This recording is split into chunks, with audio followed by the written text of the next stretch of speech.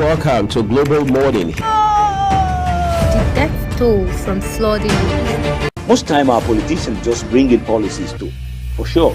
Incidentally, we have several more stories. The legislature was carefully crafted to 22.2% inflation rates as of April this year. What does that say about where we are as a country? I think Nigeria has resorted to being resilient. Before you call a police station, before they even leave, they'll take permission from I don't think there's really anything on ground to improve. the struggle as to strike. The Minister of Education volunteered and said, give me 2 weeks. It was a lie. The president never gave me any deadline.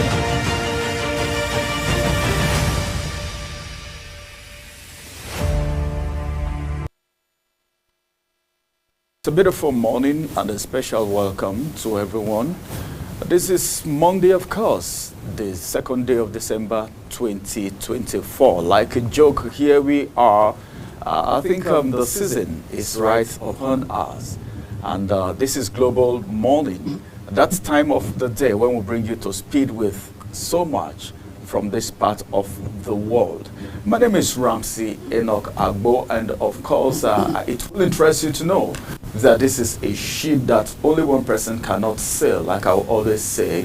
And they say where there is a man and if a woman is there, the journey becomes smoother and faster, as some may say, okay? So I have my colleague joining me on Global Morning today. I think this is the first time we're doing Global Morning today. No, it's not. It's not the first time, right? No, it's not the first time. We've done Global Morning before, but as a tag team now, today, Monday, this is the first time. How you doing? I'm good, Jumai. Good morning. Good morning. How was your weekend? Hope Well, it was fantastic. In fact, the weekend was just too short for me. Really? I thought I was thinking it would have been extended, even if it is just for 2 hours. You know. Okay. You're the kind of person that likes enjoyment so much.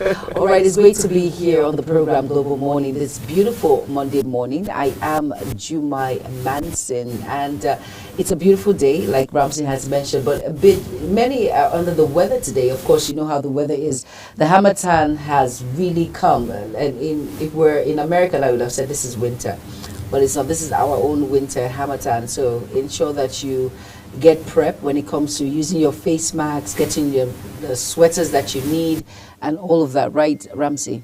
I think that's very important. This is the time where you see some persons with face masks or nose mask, as they may call it. But yeah. You'll be wondering, is COVID around again? It's not because of COVID. No. COVID is come and gone, and it will never come again. No, God forbid. But as a matter of fact, I think when you see people putting on that mask, you should know that it's because of the weather. Of course. Like Jumai said, it's dusty everywhere. It's dusty. Extremely. Like someone was asking me yesterday, say, come, this season comes with a whole lot. The weather is harsh. The economy is harsh. Talking about the economy.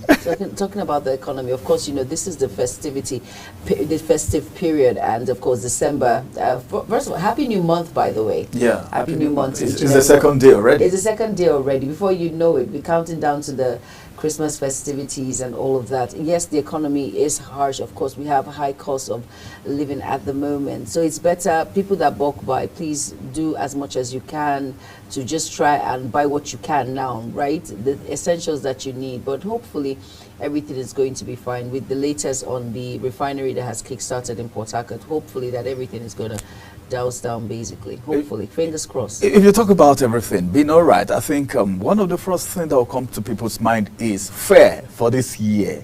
How's it going to be?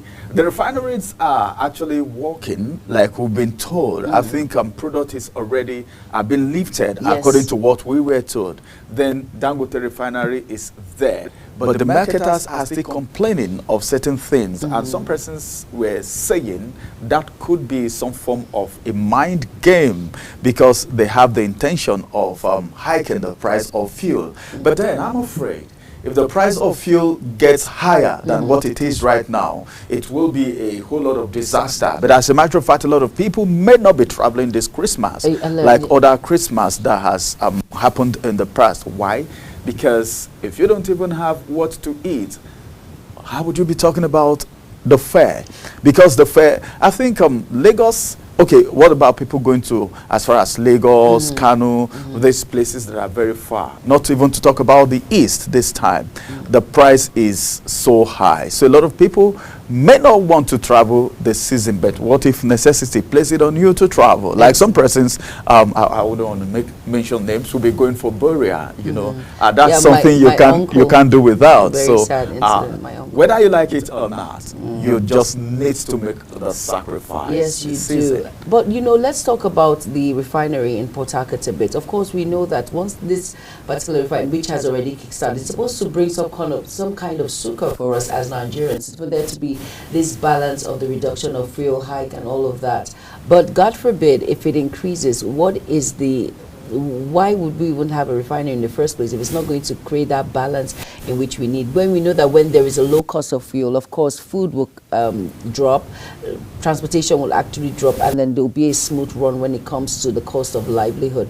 And that is why President Bola Ahmed Tinubu traveled all the way to France to see President Emmanuel Macron to talk about how to create a bilateral relationship when it comes to security, when it comes to food, which is number one. I always say food is number one, and then security, and of course education. So let's see how well that comes in. And of course, we and I mentioned how President Emmanuel Macron spoke pidgin. In fact, telling you that, okay, we're in this together, and let's see how that bilateral relationship plays out.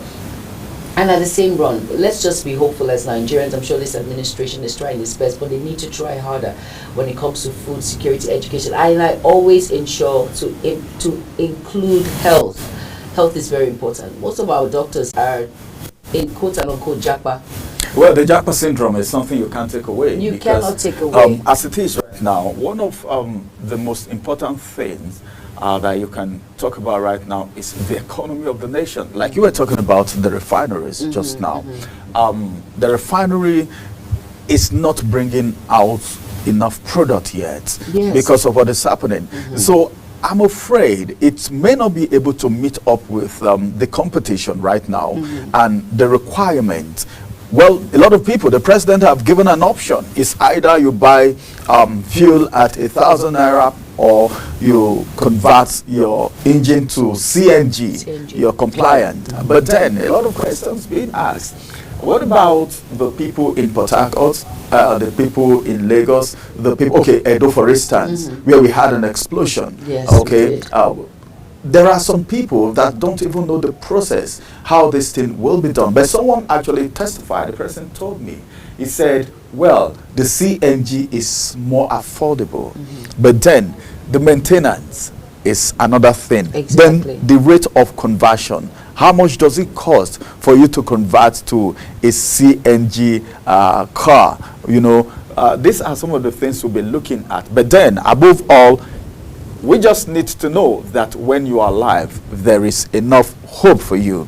And as a matter of fact, Nigerians are very resilient. They are Nigerians, in fact, they can absorb so many things. You remember when this fuel issue started?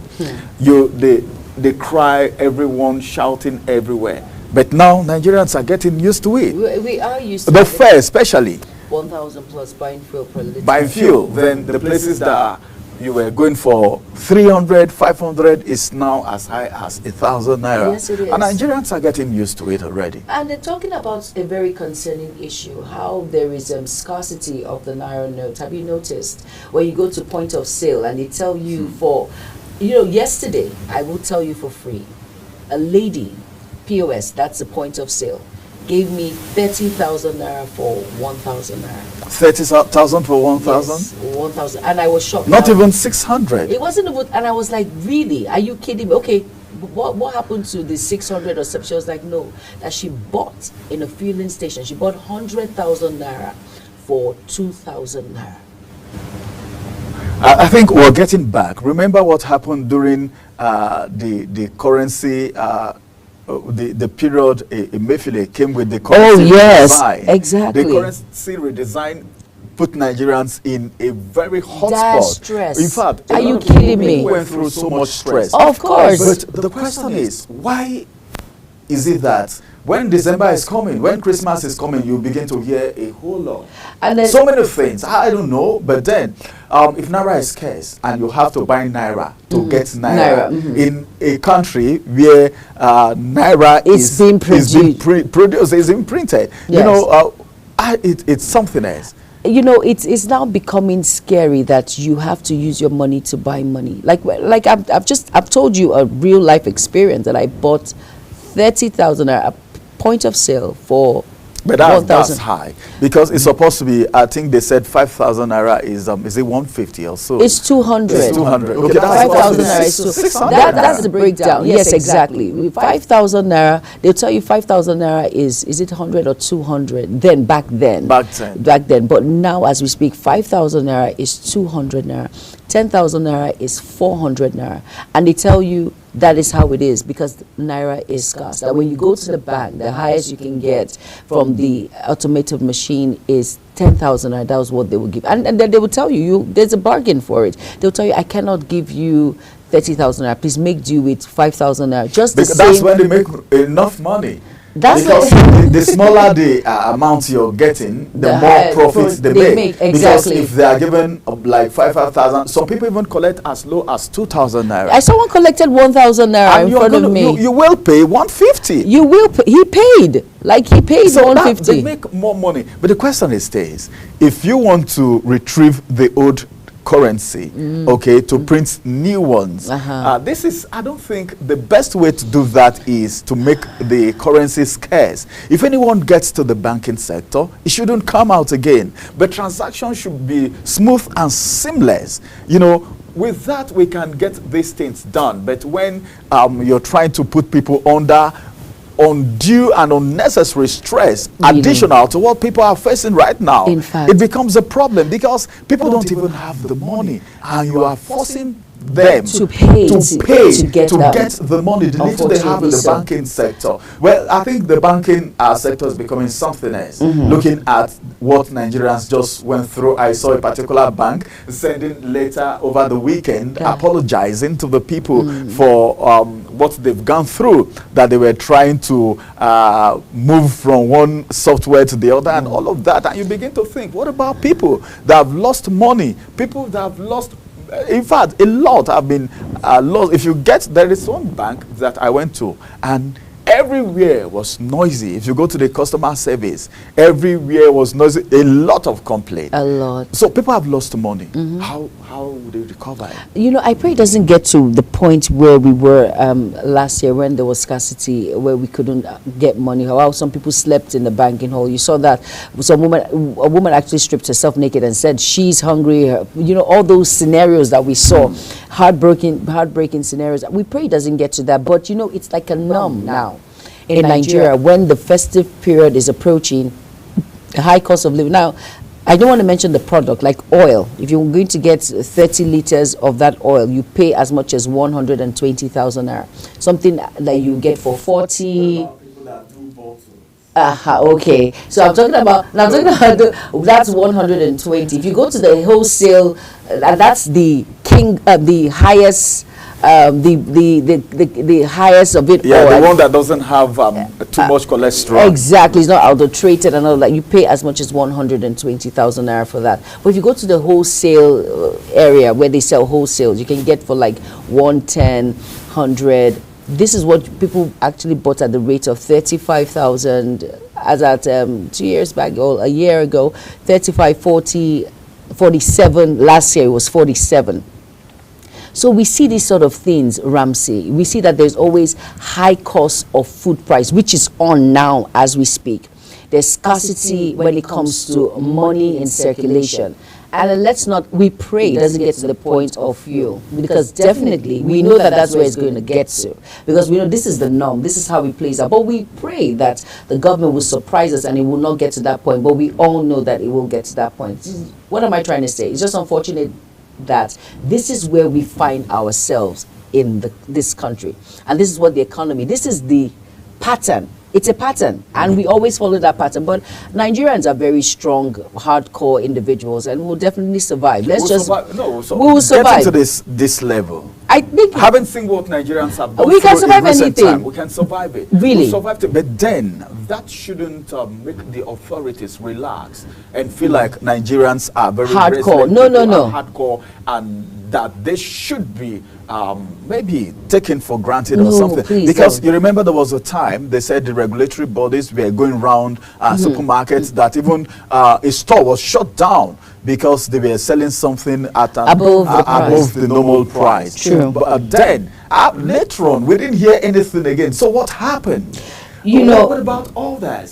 Who is checkmating the prices of goods and services in this country? Or is it that the people should just allow the business owners who are out there to make profit? No one does business for any reason but for profit. So should they just be allowed to do whatever they want to do? I think the authorities, a Standard Organization of Nigeria, and even come to talk about adulterated products everywhere.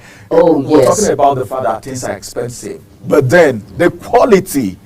Oh my God! You know that's the quantity and the quality has been compromised massively. Of course, and let's not forget that last week we spoke about malaria drugs, which are of bad quality, which is in circulation as we speak. That's health. That's health we're talking about. Yeah, like you said, for as much as food, there are lots of adulterated foods, products around. That's like I said, that's where we find ourselves. What you get, this is what we get. So when it comes to this, and it's hazardous and dangerous to health, once you start getting products, because this is what people want to cut costs by all means. Like when you said, you know, when you go to someone's shop and you tell the person, don't sell at this. How is it visible, Ramsey? It's not, because you cannot expect me as a wholesaler, for instance. I have a big shop, and from the manufacturer I bought at this particular price. Of course, the manufacturer will put everything into consideration when it comes to electricity, when it comes to the product, when it comes to how much he bought his materials, and the transportation too. Thank you. And then you expect me, who's a retailer or a wholesaler, to cut down costs below what I bought it for. It's not visible. Well, so I think it should start from the top. If there's a very high manufacturing company who would say, okay, this is the product in which I am selling, this is how it should be sold, and this is what you should put on it, and you can transport it to the individual shop without the person paying cost of transportation and all of that, of course they will abide to that rule, and even if there is a monitoring committee. But if there is nothing put in place when it comes to checkmating the goods from where it moves from one point to another, and you expect me as a wholesaler or a retailer to reduce costs less than what I bought, you're not serious. Well, that's true. But then I've seen products where the price, there is a price tag. Okay, there is a price tag, but you still go, they still sell above that price tag in on supermarkets, for instance. In supermarkets, so there are some products that the manufacturer even prints the price. Yes, you know, like some beverages, you know. But then I bought something like that before. But they still sell at a higher rate. Exactly. Well, we can't finish talking about the things happening in Nigeria. We are all witnesses to what is happening in the country right now. But then you don't need to give up, because there is always going to be light at the end of the tunnel. Very like true. The president will always say. And there is a saying right now that the economic policy is a little bit seeing the light of the day. There are improvements. If you ask the economists, that's what they will tell you. But then Nigerians are waiting for when they can go to the market with 5,000 naira and come back with their cellophane filled up. Let's go on a quick break. After this break, we'll return and we'll take you through the headlines for the day.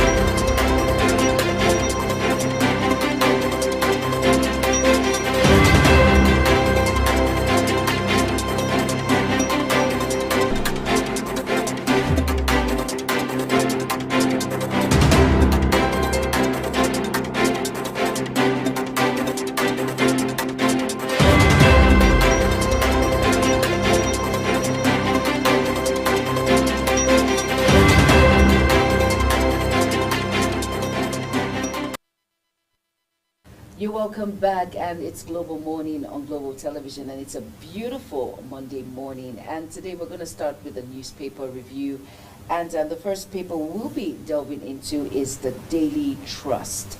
And below the caption of the Daily Trust, we have 2027 Atiku Obi's parley is Yola's midnight. And here it says permutation, Daily Trust wins damn best design. Says PSGRN reacts to Supreme Court lottery regulation judgment unveils rapacity licensing regime. And the star story of the Daily Trust says CBN to retire 1,000 offer 50 billion naira payoff. And the writer there reads, they're offering me 97 million naira for 4-year service. And here says 17 SAC directors yet to be replaced. And below the foot of the Daily Trust, we have federal government begins malaria vaccination for children today. And then, of course, here minimum wage, states race to beat NLC deadline. Hopefully that will be done and dusted. The states that are remaining, of course, to beat that NLC deadline. Really, Ramsey, when you look at that critically, you wonder why the delay when this is supposed to be put into action. Of course, we've mentioned 70,000 naira minimum. All states by now should be paying their workers that particular minimum wage. We keep going back and forth with this issue, which is really unfortunate. So we hope the states will do the needful and pay and do what they need to do. Now, Obasanjo to go on, I never knew you asked Abacha not to kill me. Emotional redress there. When I read that, it's very emotional because, you know, you've been looking at someone that you feel the person never came to your aid, but he did. But that's what you see when people do some certain things and they don't want you to know. They don't want to take the appraisal for it. You just do things silently and codedly. Now, experts differ on impact of Tinubu's tax reform on North. And that you can see, you can read, you can find that read on page 23 of the Daily Trust. So please go out and get yourself a copy of the Daily Trust and be more well informed when it comes to news making around. And the next is the Nation newspaper. And of course, Ramsey will be taking us through that paper. All right, thank you very much. Let's quickly get to the Nation's newspaper this morning, where we have some very interesting headlines. This one says above the nameplate, it has it that shareholders rally for UBA's 239.4 billion rights issue. Malaria vaccine for inauguration in 2 states today. And just one writer to that story. Pitt leads the team. Details you can find on page 3 of the Nation's newspaper.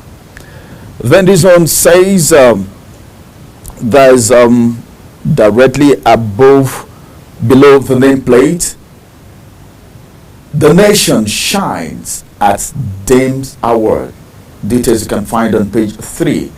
Tinubu Ramaphosa for binational talks. The president is still away. He's moving from France to South Africa. And I think part of the reason is to speak with other presidents, looking at what's happening in Nigeria, like he was in France, and they talked about food security, education, and that's vital. It is. Okay, we're waiting for how all of this will unfold and come to bear. We're waiting. Nigeria, that's one of the things that is actually bothering a lot of Nigerians right now. Yes, then we have this other story, still from the Nation's newspaper, which says French investors to revive 2,000 abandoned mining pits in Nigeria. All right, part of the president's travel. Now to the big story on the Nation's newspaper. A minimum wage strike calls spark states labor row. It says a minimum wage strike calls spark states labor row. Well, I don't know, like Jumai was saying just now, minimum wage. I don't know, the governors should also think of how much they take home apart from their allowances. Then you talk about the workers, the people who are contributing to the economy of the state. If you can't pay above, some states are paying above the 70,000 naira. Of course. And Imo, for instance. Imo, for instance, Lagos, Port Harcourt, and other Yes, states. they are. So I wonder why other states are still dragging.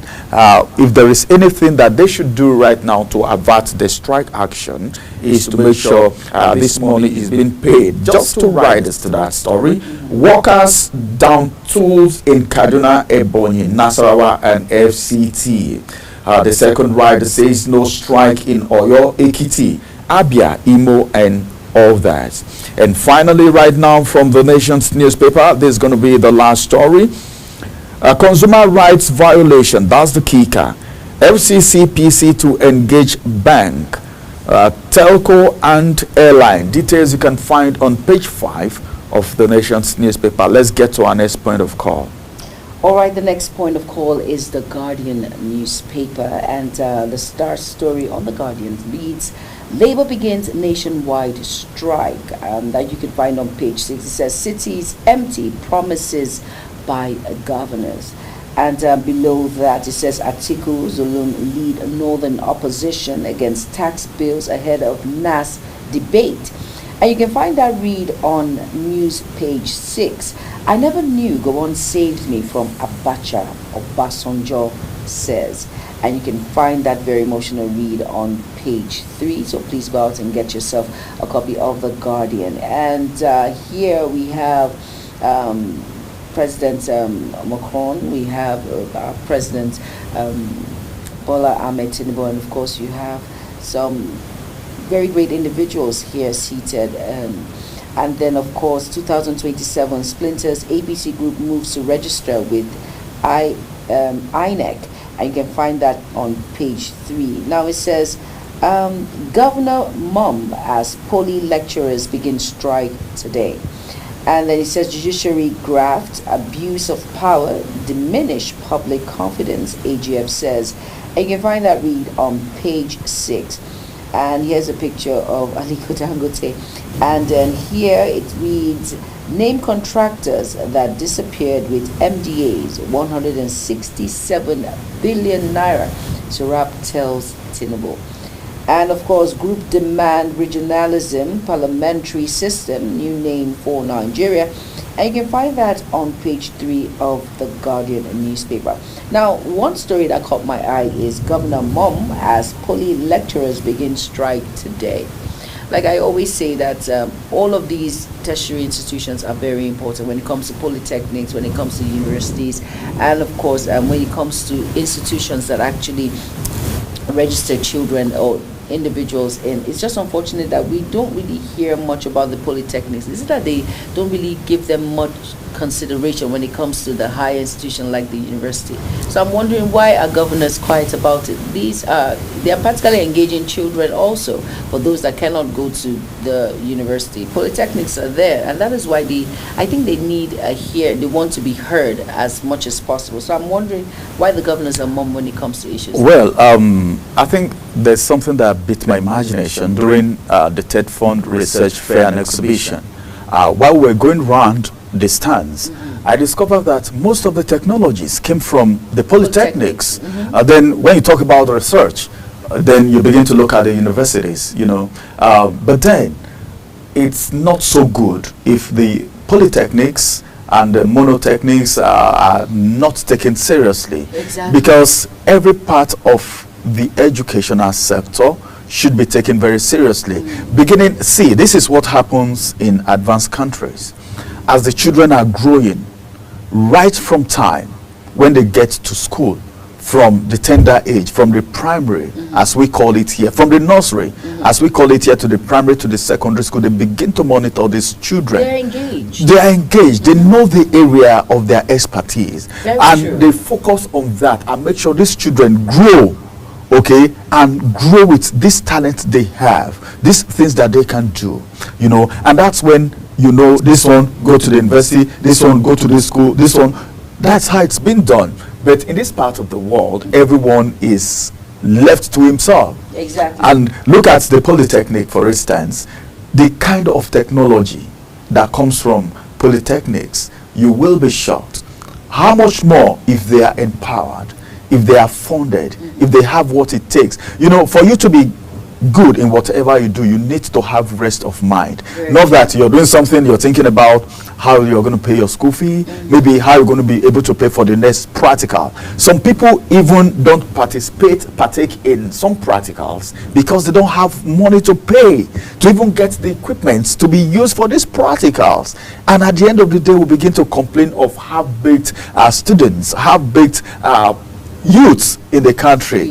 Then who is to be blamed in this sense of it? And just to add to what you've said, and that is why most of the youths are not productive, because we do not have the right resources. Our educational system is not palatable, that I would say. Like when we're talking about advanced countries, these children are actually monitored from a very tender age, like that's it, to actually bring that impact which they have to that particular country. Go to China, for instance. I saw little kids in primary school. I think they were in their maybe primary 4 or 5 or 6. They were actually trying to couple together a car engine, and they were doing an amazing at job. Primary school, at primary level. That's what we're saying. And we will be shocked to know that these are people that actually bring in that value to the country.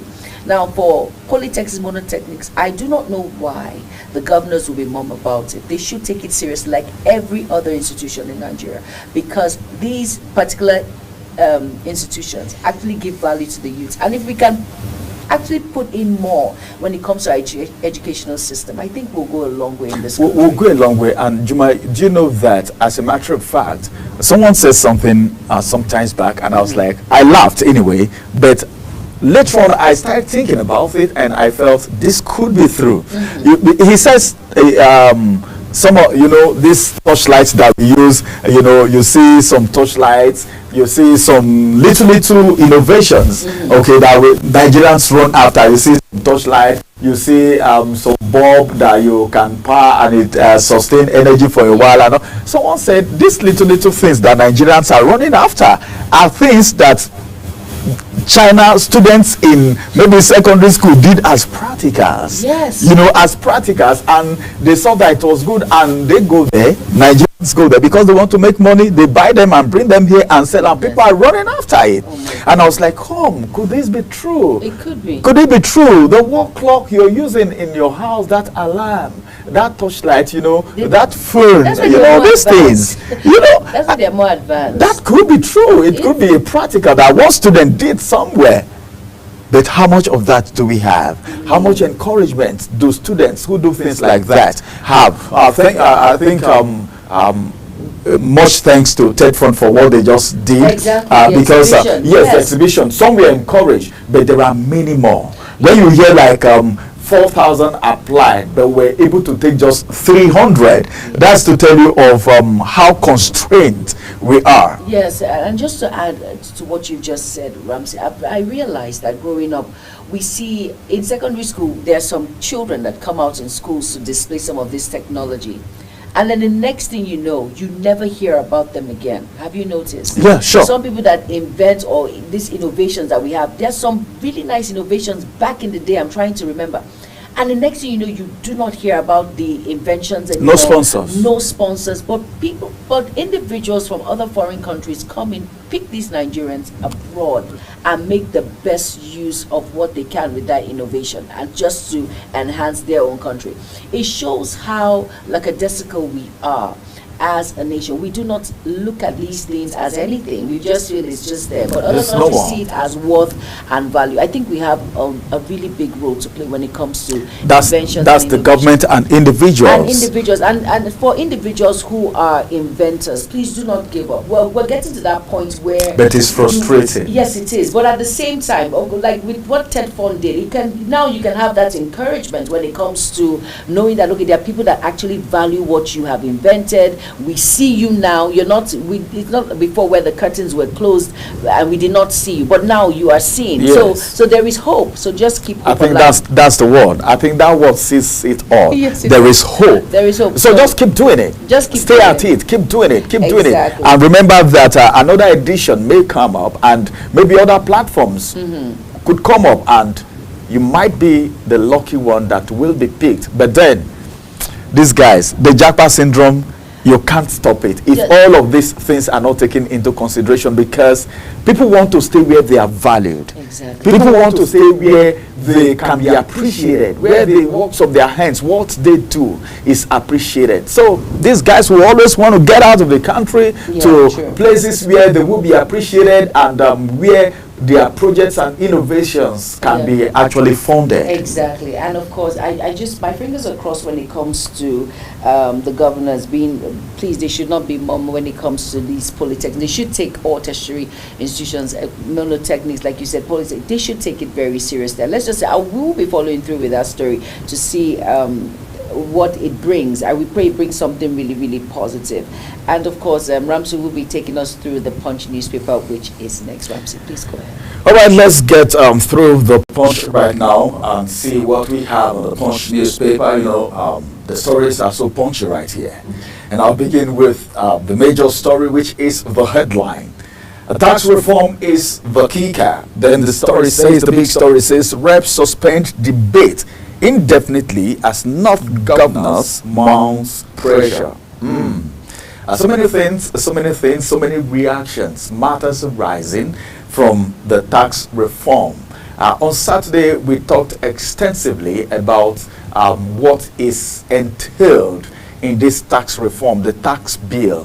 What does this seem to address? What's the advantage? What could be the disadvantage? Because as a matter of fact, whatever have an advantage, whether you like it or not, may also have disadvantages. I think we need to study this tax bill and tax reform the more. Yes, but then if reps suspend indefinitely because of the pressure coming from northern governors, then they need to do something ASAP. Because whatever you do now should be something that will calm down or bring succor to what Nigerians are going through right now. Because whatever you do and does not translate to cushioning the effect of what Nigerians are passing through right now, it may be making sense, but to the average Nigerian, it doesn't care. They don't care because and they're not feeling the impact. Exactly. And you know the thing about these reforms, many Nigerians do not even understand what it will bring to the table.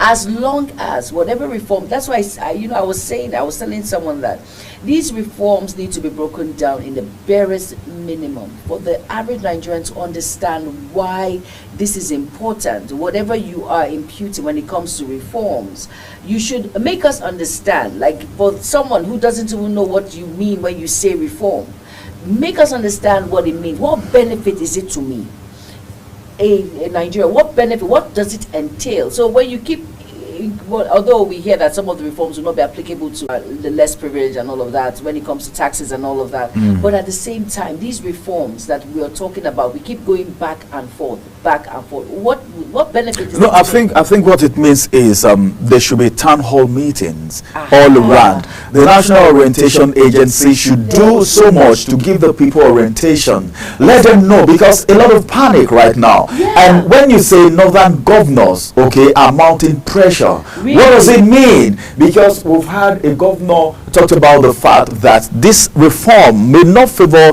the northerners, and you see somebody from the north will come under, so it's better. It will be good if these people get the necessary information. Exactly. The orientation is very important. You can't take that away. And then for someone who is a northerner who lives in the south, you know, that is reform that is out and it's not favorable to northerners. He is a northerner and you wonder, as he doesn't know whether it applies, whether he's living in that particular state. The only thing we'll hear is they will just see, this is it. Whatever happens in the country now, it's not easy to be a father, Jumai.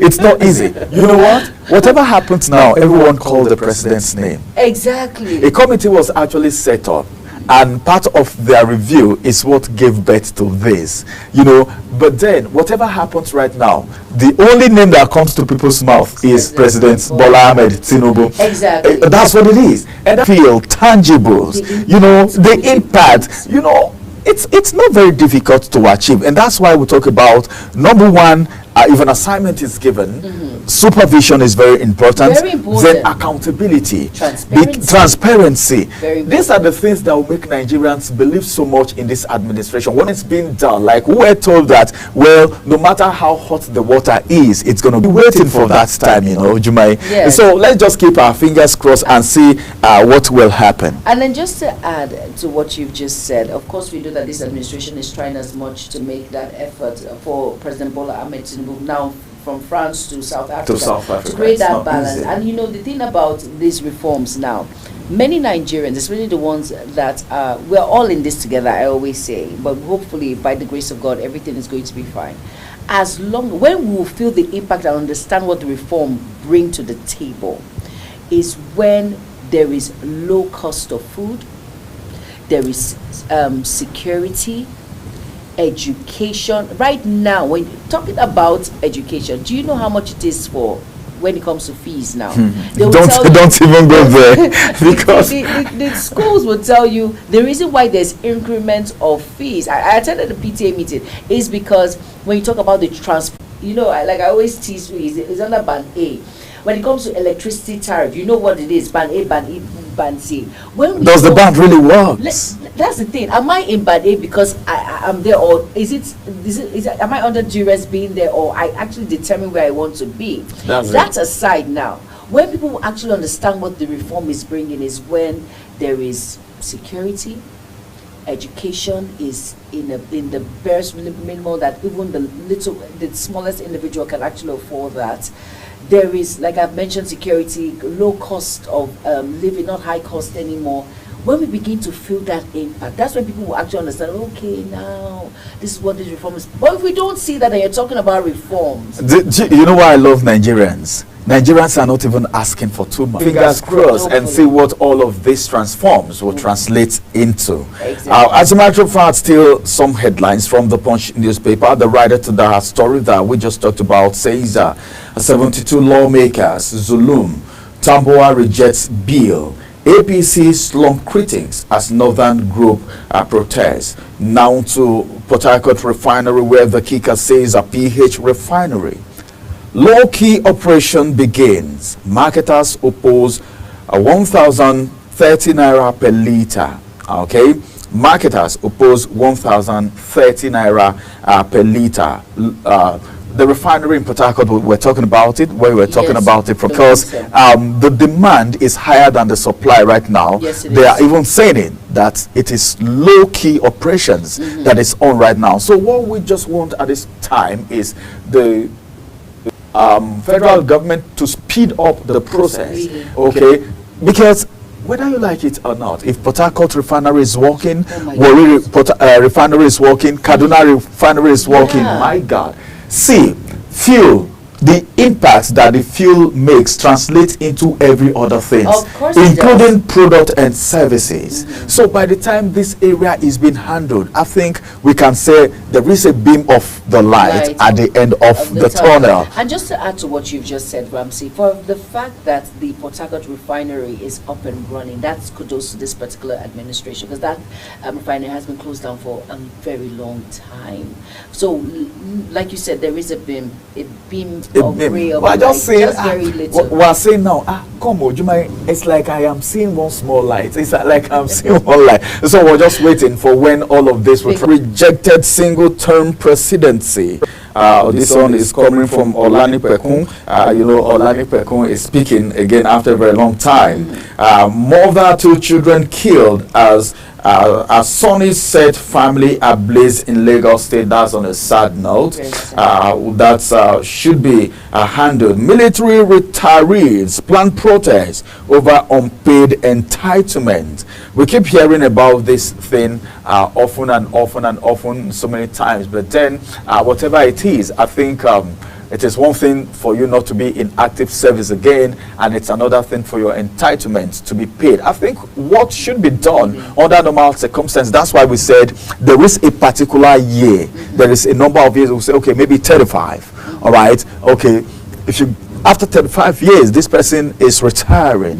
So there should be preparation. There should be an office, okay, saddled with the responsibility of putting their entitlements together. I remember, I think for some, deductions are being done, all right, to settle all of this. So it's unfortunate for someone to retire from active service after serving the nation for that long time, and you don't have anything to fall back to. It makes a lot of them leave this world on time. Exactly. The pressure from family and other things, especially in an economy such as this. You know, it's very sad when these sort of things happen, because when someone is in active service, you know, you don't have to think about much. You know that at the end of the month I will get what is due to me. You don't think about it. But you see, do you have retired parents?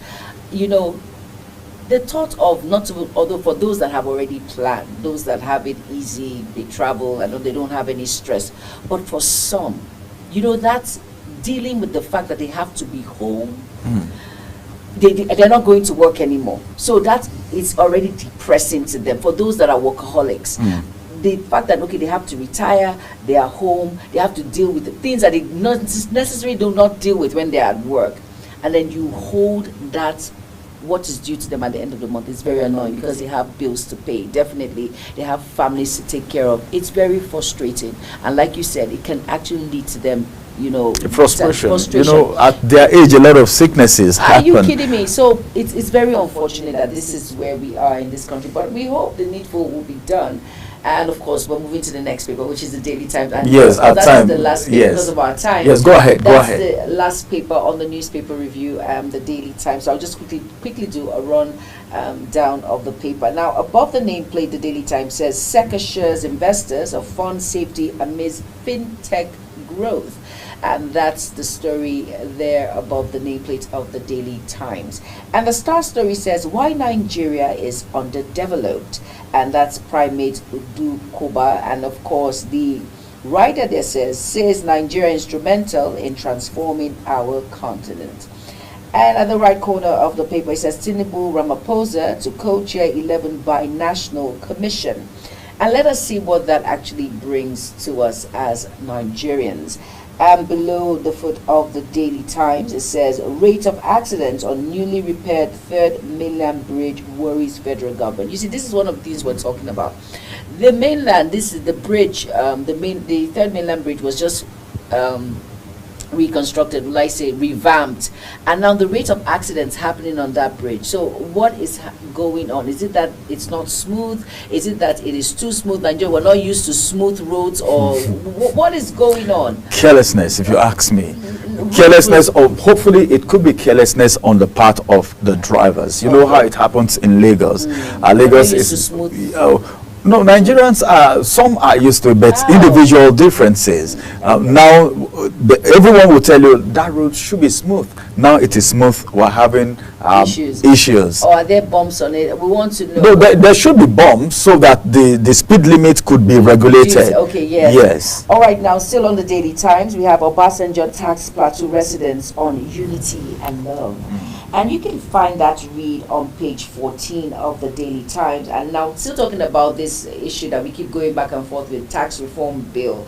And it says, Atiku urges NAS to ensure transparency, objectivity in conducting public hearing when it comes to the tax reform bills. And you can find that read on page 5 of the Daily Times. All right, now please go out and get yourself a copy and be well informed on the news making run. And that, of course, that's the last paper on the newspaper review this beautiful Monday morning. It's still Global Morning on Global Television. Up next is AM News. Please stay with us and do not go anywhere.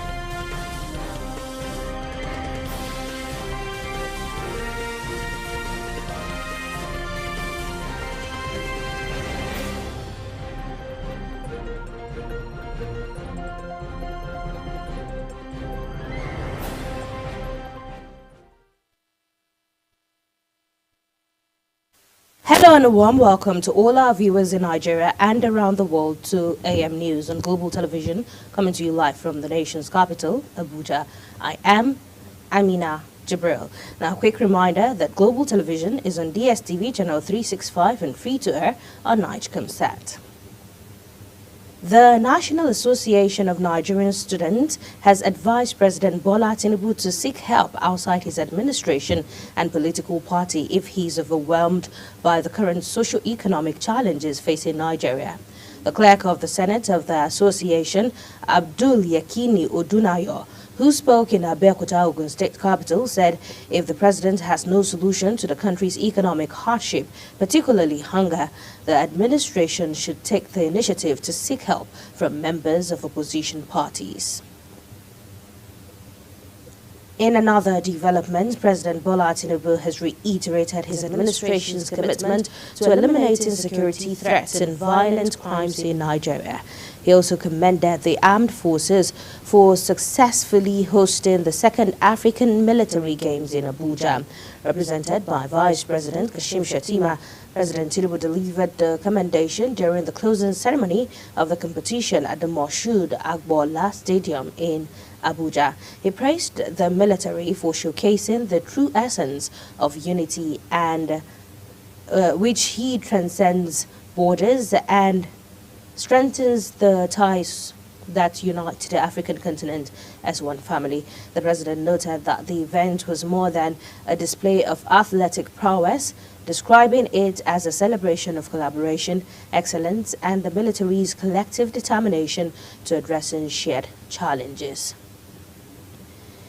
An anti-corruption organization, Socio-Economic Rights and Accountability Project, also called SERAP, has urged President Bola Tinubu to direct the Minister of Finance and Coordinating Minister of the Economy, Wale Edo, and the Accountant General of the Federation, Oluwatoyin Sakirat, to disclose the specific names of the companies and contractors who collected over 167 billion naira from 31 ministries, departments and agencies but failed to execute any projects.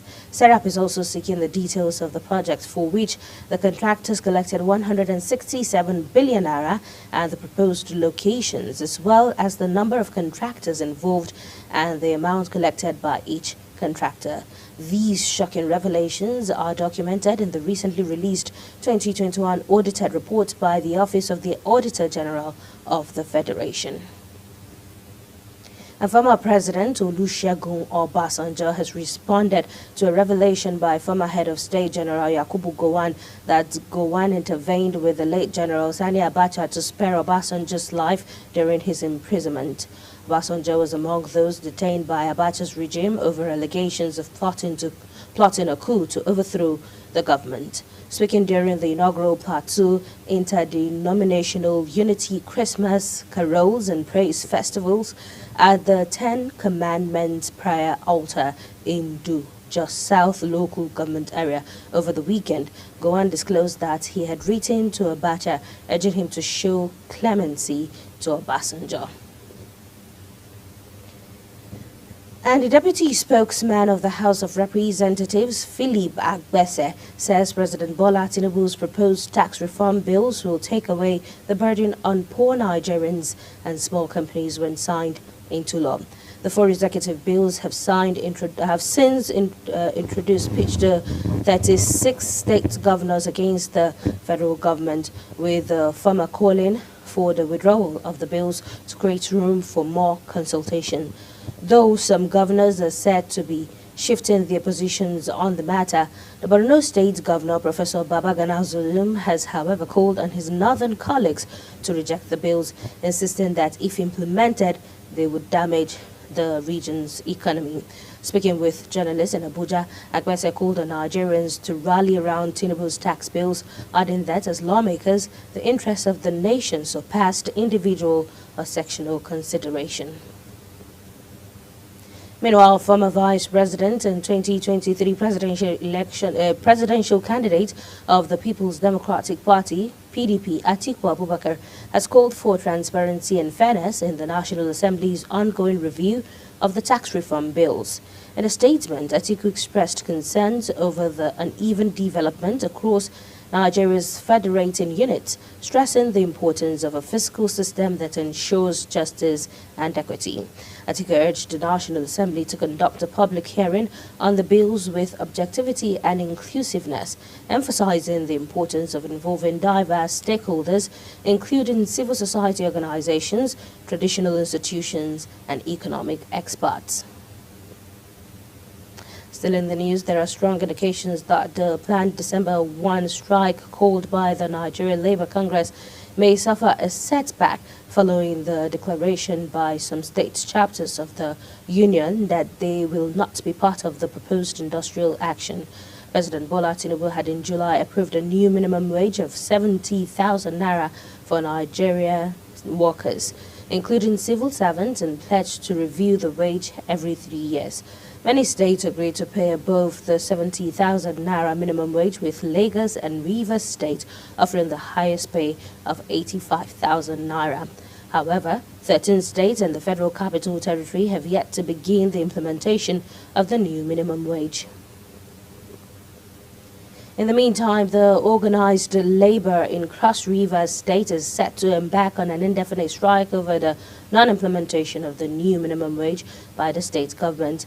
The Cross River State chairman of the Nigerian Labour Congress, Gregory Ulayi, disclosed on Saturday that workers would begin the strike at midnight on Sunday if the government failed to implement the 70,000 naira minimum wage. Similarly, the chairman of the Trade Union Congress, TUC, in the state, Monday Obodum, affirmed that unless the government implements the new wage regime, there would be no backing down from the planned industrial action.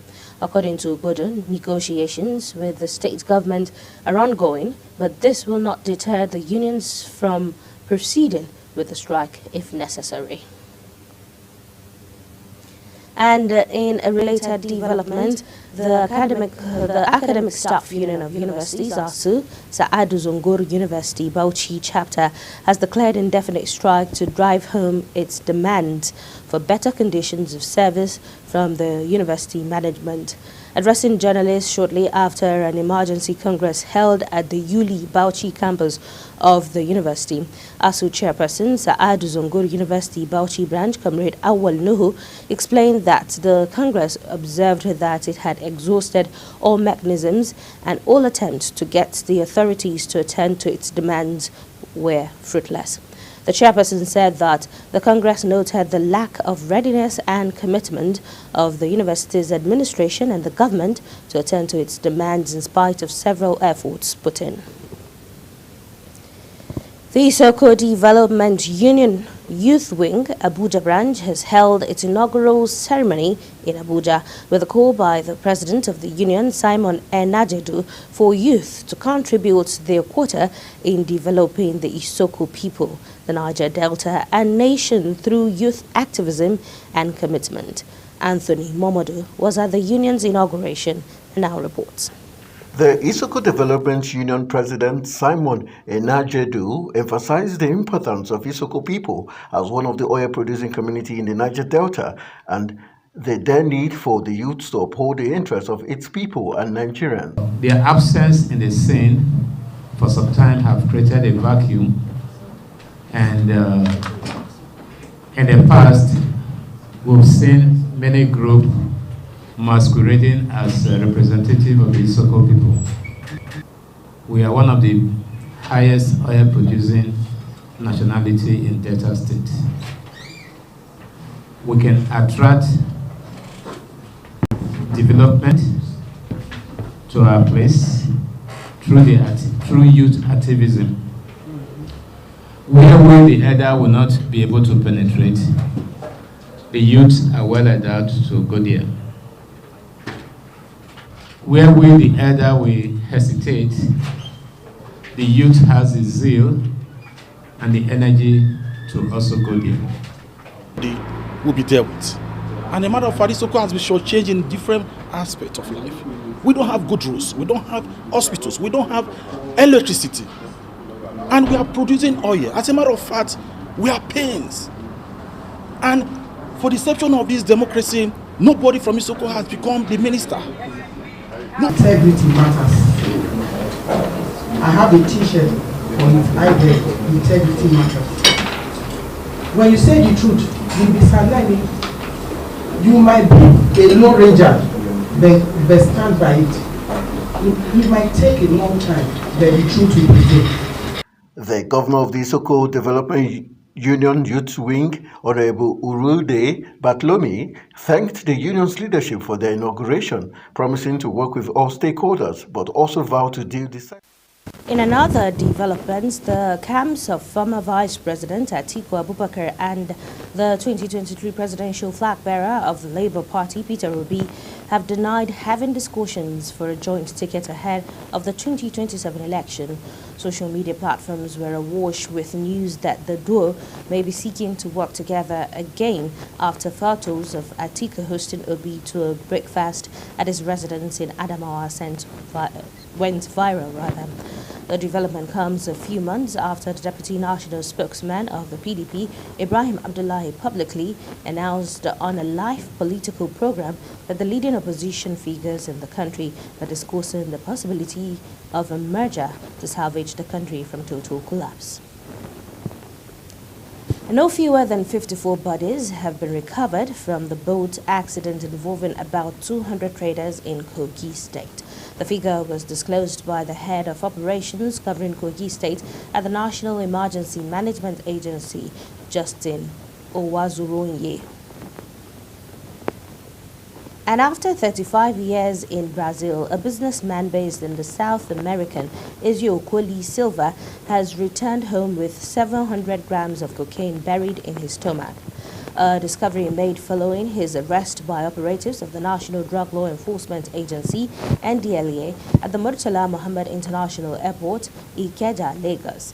The 59-year-old Ezio Okoli was arrested at the arrival hall of the Lagos airport upon his return from Sao Paulo, Brazil, on Ethiopia Airlines flight via Addis Ababa.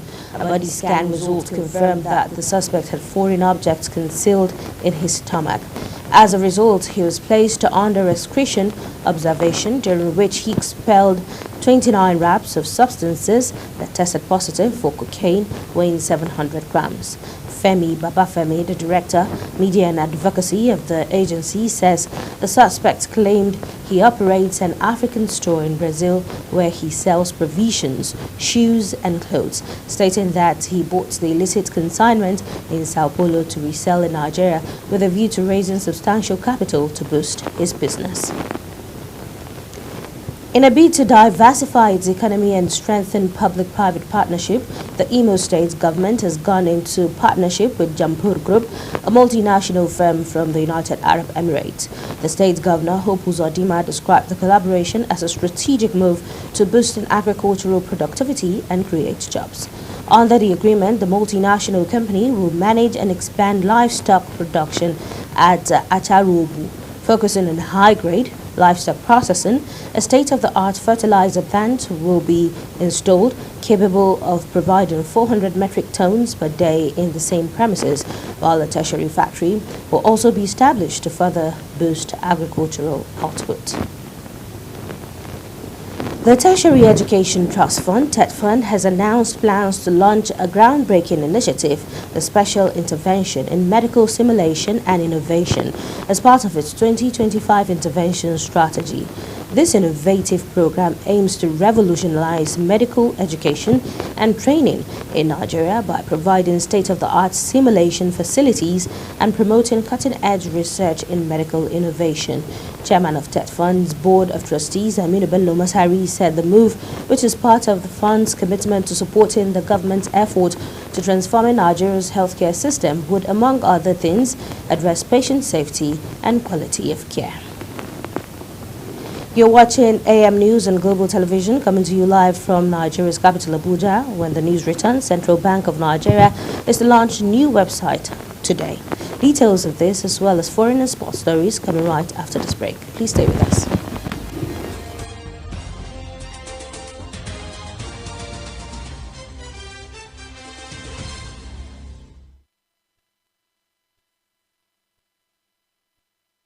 Welcome back and thank you for staying tuned. And now moving on to the business scene, where President Bola Tinubu says the removal of oil subsidy by his administration was not to torment Nigerians, but to save the country from total collapse. The president, who announced the subsidy removal on the day of his inauguration on May 29, 2023, noted that the policy had been yielding positive results for the country. President Tinubu stated this in his address at the 34th and 35th combined convocation ceremonies of the Federal University of Technology, Akure, Ondo State.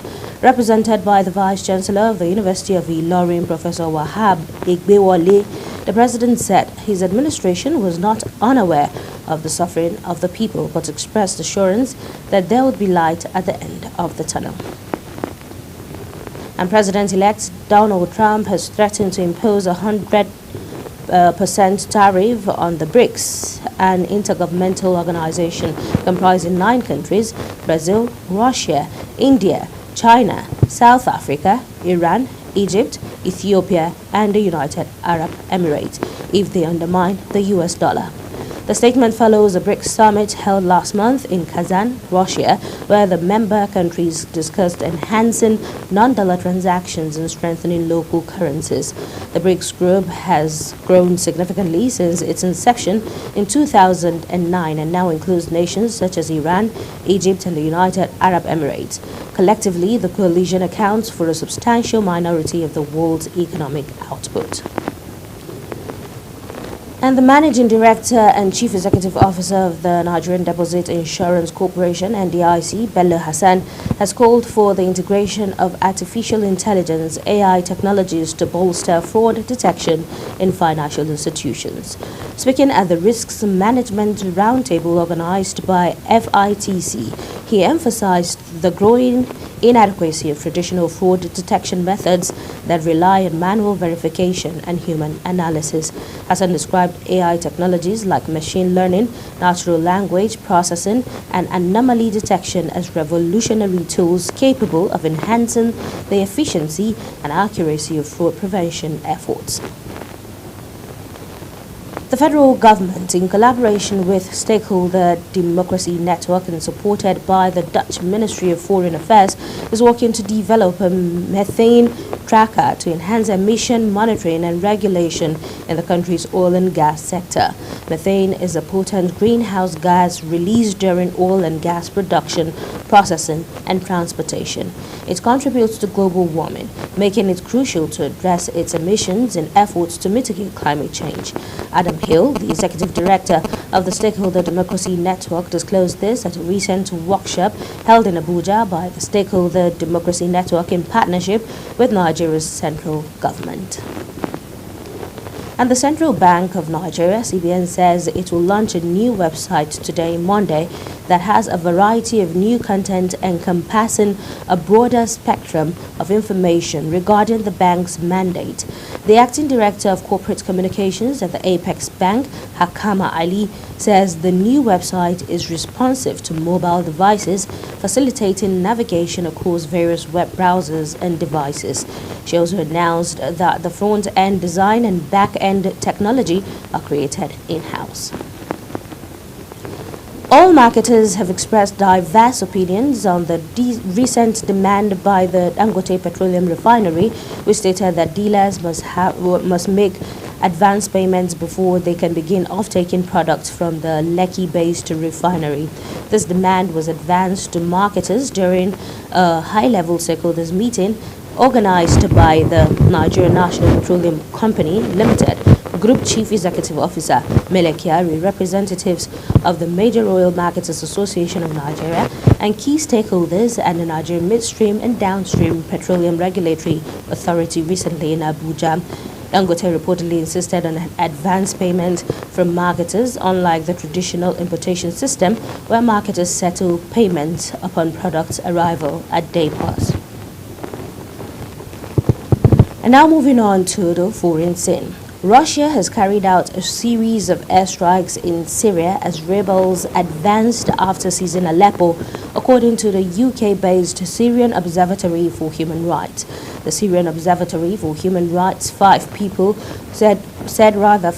were killed in a strike on a hospital in Aleppo, while a strike inside the northwestern city of Idlib killed 8 civilians and wounded more than 15. Warplanes also reportedly struck rural part of Idlib and Hama, where the group leading the rebel offensive has recently taken control. The European Union's new top diplomat Kaja Kallas and the President of the European Council Antonio Costa have arrived in Kyiv in a symbolic show of support for Ukraine on their first day in office. Kaja says the European Council stands with Ukraine and continue to give full support. The European Union's new leadership is eager to demonstrate its firm backing for Kyiv at a perilous moment for Ukraine, nearly 3 years into its fight against Russia's full-scale invasion. Questions surround the future of U.S. support once Donald Trump assumes office in January, with fears that he could pressure Kyiv into making painful concessions in pursuit of a quick peace deal.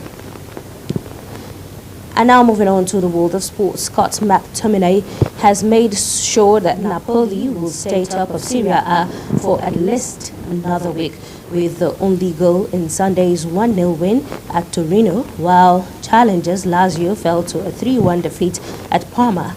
Napoli are provisionally 4 points ahead of the chasing pack, thanks to McTominay's neat finish in the 31st minute following a trademark dribble into the area from Kivcha Kvaratskhelia.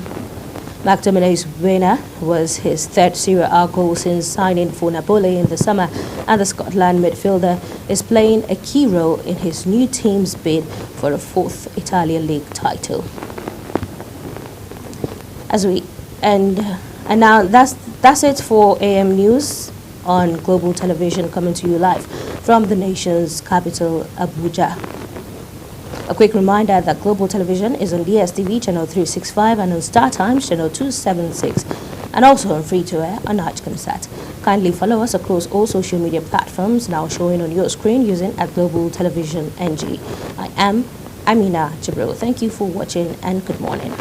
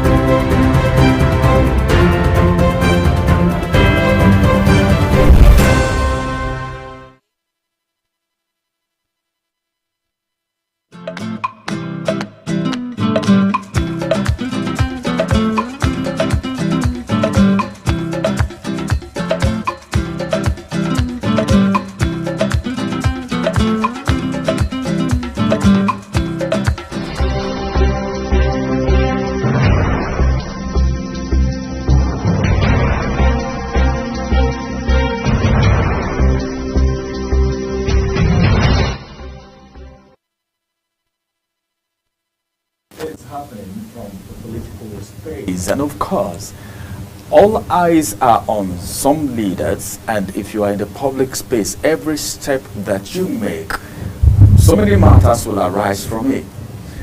Today we'll be looking at the meeting that happened between the former presidential candidate of the 2023 election from the People's Democratic Party, talking about Atiku Abubakar, and of course the meeting that actually happened had another presidential candidate of the Labour Party, the person of Peter Obi.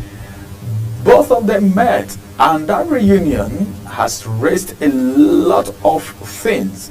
Somebody may be tempted to call it a speculation. Some other persons may want to say, come on, the alliance we heard about, is it trying to play out in a way?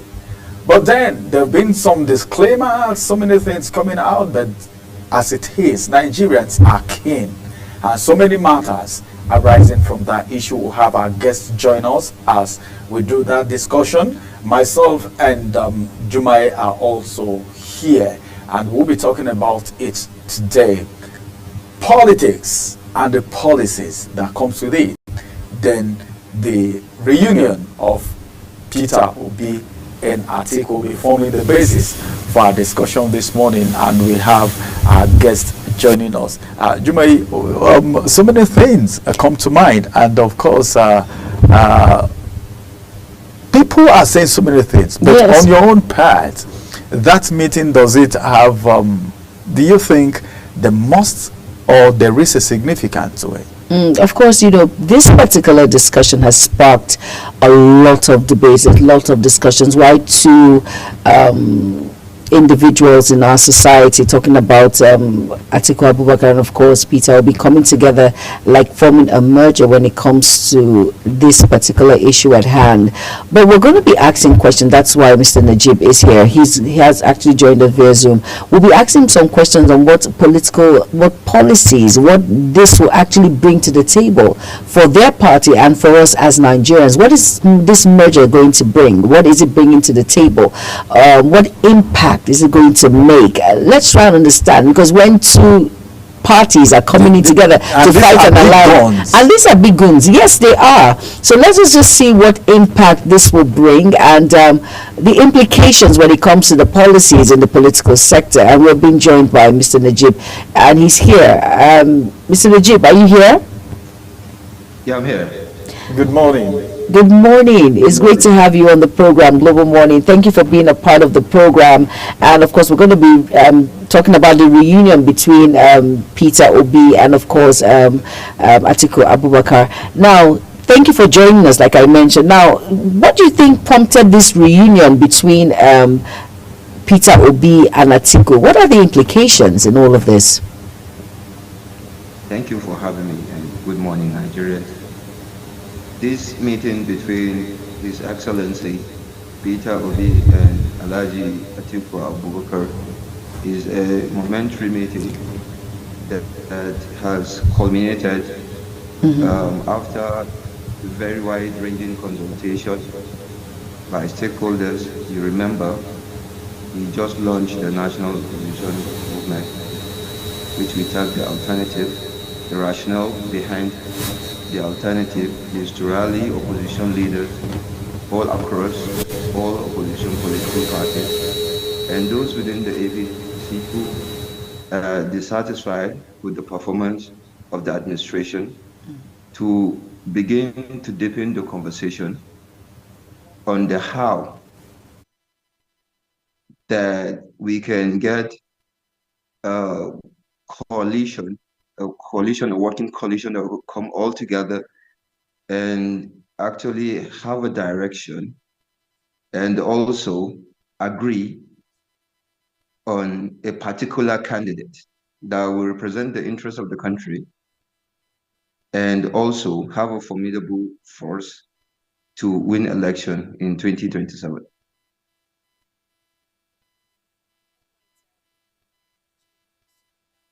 you so much for that analysis.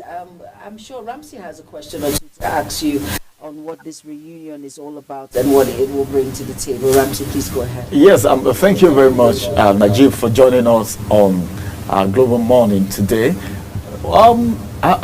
Nigerians are so inquisitive because we're talking about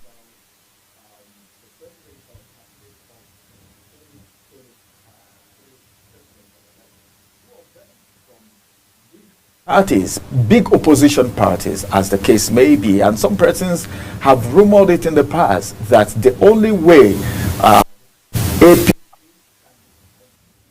is through a major parties coming together. This meeting, does it look like there might be, because as a matter of fact, they've come out to say, well, this has nothing to do with 2027, but then who will tell you it has anything to do with 2027 in the first place? So what do you think about that? Everything has to do with 2027, henceforth, because Nigerians are watching keenly, how the opposition are going to conduct themselves, with the approach of taking power. Of course, you agree with me. Peter Obi, Alhaji Atiku Abubakar, Dr. Rabiu Musa Kwankwaso, and, quite different stakeholders. They are all, talking right now. They're having the conversation. And Alhaji Atiku Abubakar is respected, well respected, and, the visit is not out of place. The visit is actually to consult closely, because we wouldn't wait until on the eve of an election year, let's say 2026, before we begin to have consultations like this. That's why consultations are ongoing, in order to strengthen the conversation, and also, most importantly, agree that we are going to support wholeheartedly a candidate that all of us in the opposition will come together and actually, give our strength and, the will that will actually drive the process. It has to be through this coalition. It's not about coming together all and forming a new political party. No, all political parties, are going on their own light and strength, and they have their own programs. What we are doing is aligning. We're making sure that we align, we have a common goal, we have an objective, which means to make sure that we do everything that is right and necessary, which means working together with synergy in order to make sure we are successful in 2027. Of course, then it is about 2027.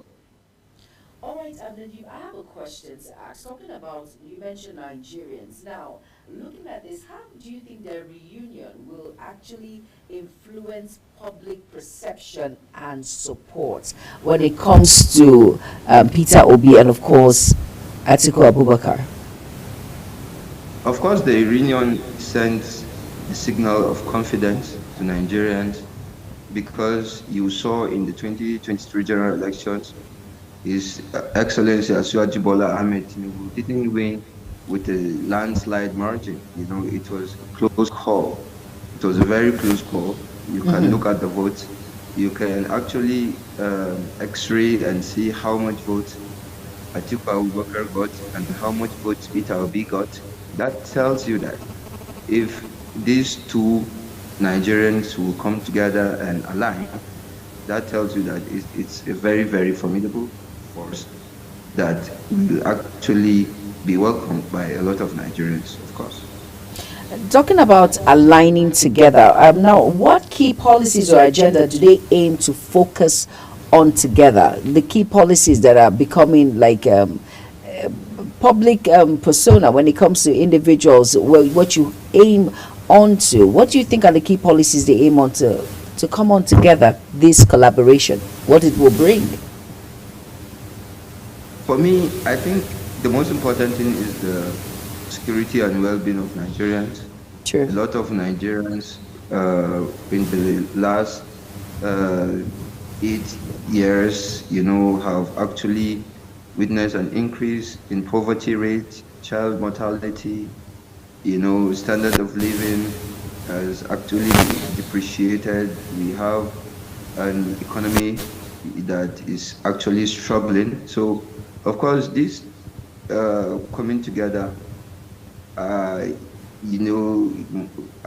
based and premised on the issue of rebuilding the nation, the issue of the economy, which the economic policies have not been consistent, with best practices, because what is obtainable, you agree with me, our economy continue to be an economy in some kind of distress, let me use that word, because there's no stability, in our fiscal policy management. So in all of this, the conversation is to share ideas and harmonize them. So, of course, you cannot just preempt that Peter Obi and Atiku, they are just coming and that's all of it. What we are saying is that this is just part of the signals that is welcomed by Nigerians to see more of that.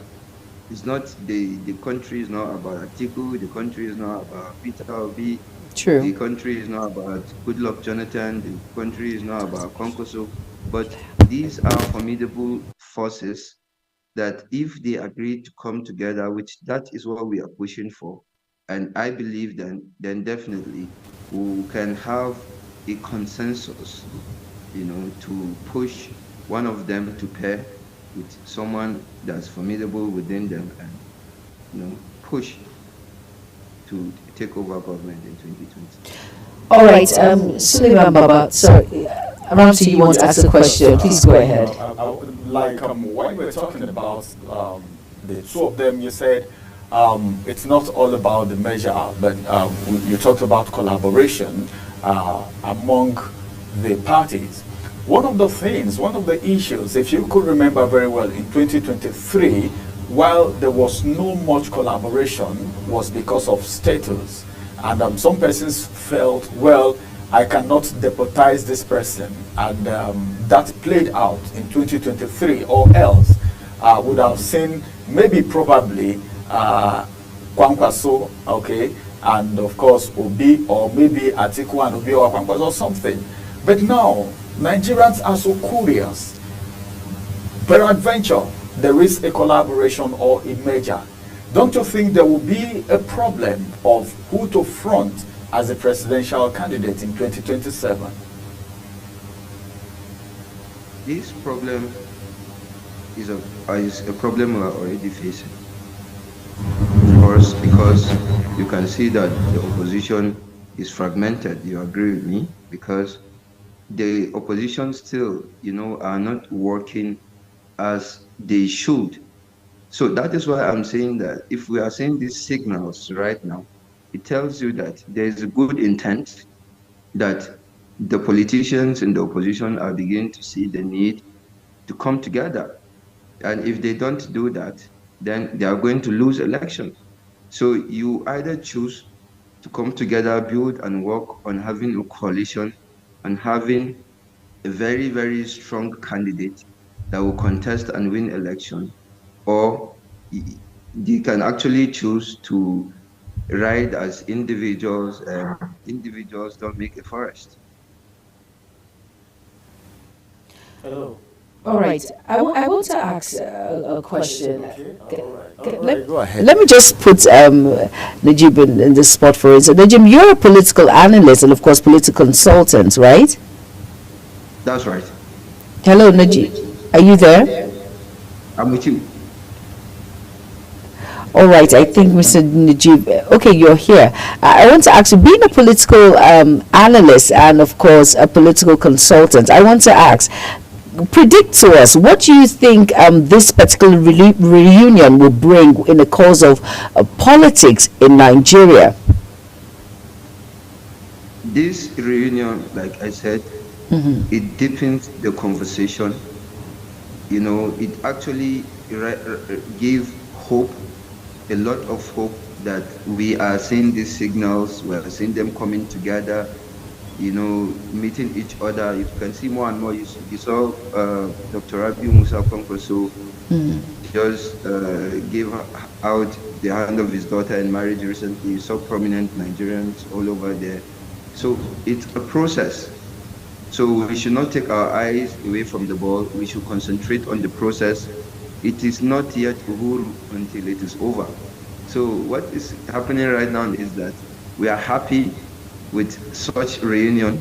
It shows you that there is an intent to work together, which probably was not there before. Everyone has seen it. So, and I believe Atiku, Peter Obi, Kwankwaso will not want to continue in opposition. And if they want to do that, they know what to do about it. So what to do about it is to come together, which they are beginning to do now. And as you can see, I think we have sufficient time to concentrate on this stakeholder engagement, town hall meeting, meeting with different institutions, traditional rulers, leaders of thought, student leaders all over the country, that are dissatisfied with how the country is being run and how the economy is being driven. The conversation has to continue, is an ongoing one. Like I say, I'm not preempting anything right now. There are a lot of people in the opposition as such also. There are people within the ruling APC that are dissatisfied, people very prominent, people with a lot of resource are also coming together and also making sure that they actually make a decision in the collective. I want to ask a question. Do you think there's going to be a merger between these two parties? Aside this reunion that's coming up, working together, do we see like a merger?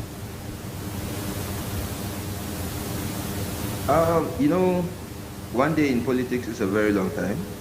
That is definitely something on the horizon, but we'll have to wait and see. Okay. All right, Ramsey, I'm sure you have a question. It's itching to ask a question. I have so many questions that I would have asked as follow-up to the first question that I asked before you actually came in. Okay. Majid, I don't know if you can hear me right now, but if you can hear me, while you were talking before now, you talked about the issue of the fact that the ruling party is fragmented. Now, let's get to the opposition parties, because a house in disarray cannot do anything serious. And the meeting, the reunion of Peter Obi and Atiku may not hold too much water, okay, because they are not just the ones in the party. In PDP, for instance, we have a lot of conflict, and even in Peter Obi's party, Labour Party, we have some disagreement. Don't you think the first thing that Peter Obi and Atiku would have done is to settle the conflict, the crisis in their party first, before they even talk about reunion? Because this may result to more crisis if the people, other members of the party don't align, because even this meeting is supposed to be initiated by probably the stakeholders in these two parties. That is a very brilliant question, honestly. Thank you. Why? Because, political parties in this country do not conduct themselves, do not, receive the right kind of instrumentation, to actually posit themselves as really, truly the leaders of the party. There's a kind of arrangement we have in Nigeria that once, you become elected into office, you naturally become the leader of the party. The governor becomes the leader of the party in the state. The president becomes the leader of the party at the national. What happens to the national chairman of the party?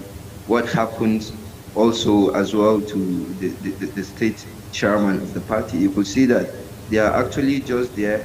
Mostly they don't really run the party as it should. They are just being given directives by whoever has executive powers that have the resource to actually control things, and that has to change.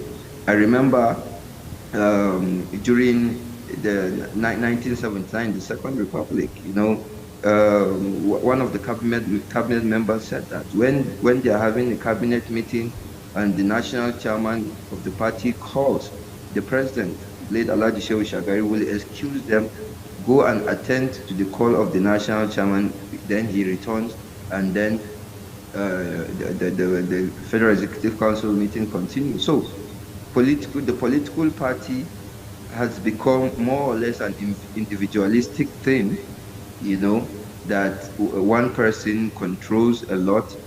Then subsequently, we are seeing a situation now that a lot of political parties continue to have issues of stability, of conscientious leadership. Now, within the PDP, there have been a lot of issues going on in the PDP that the PDP are trying to put up a reconciliation roadmap and how to fix the party. Same as the Labour Party.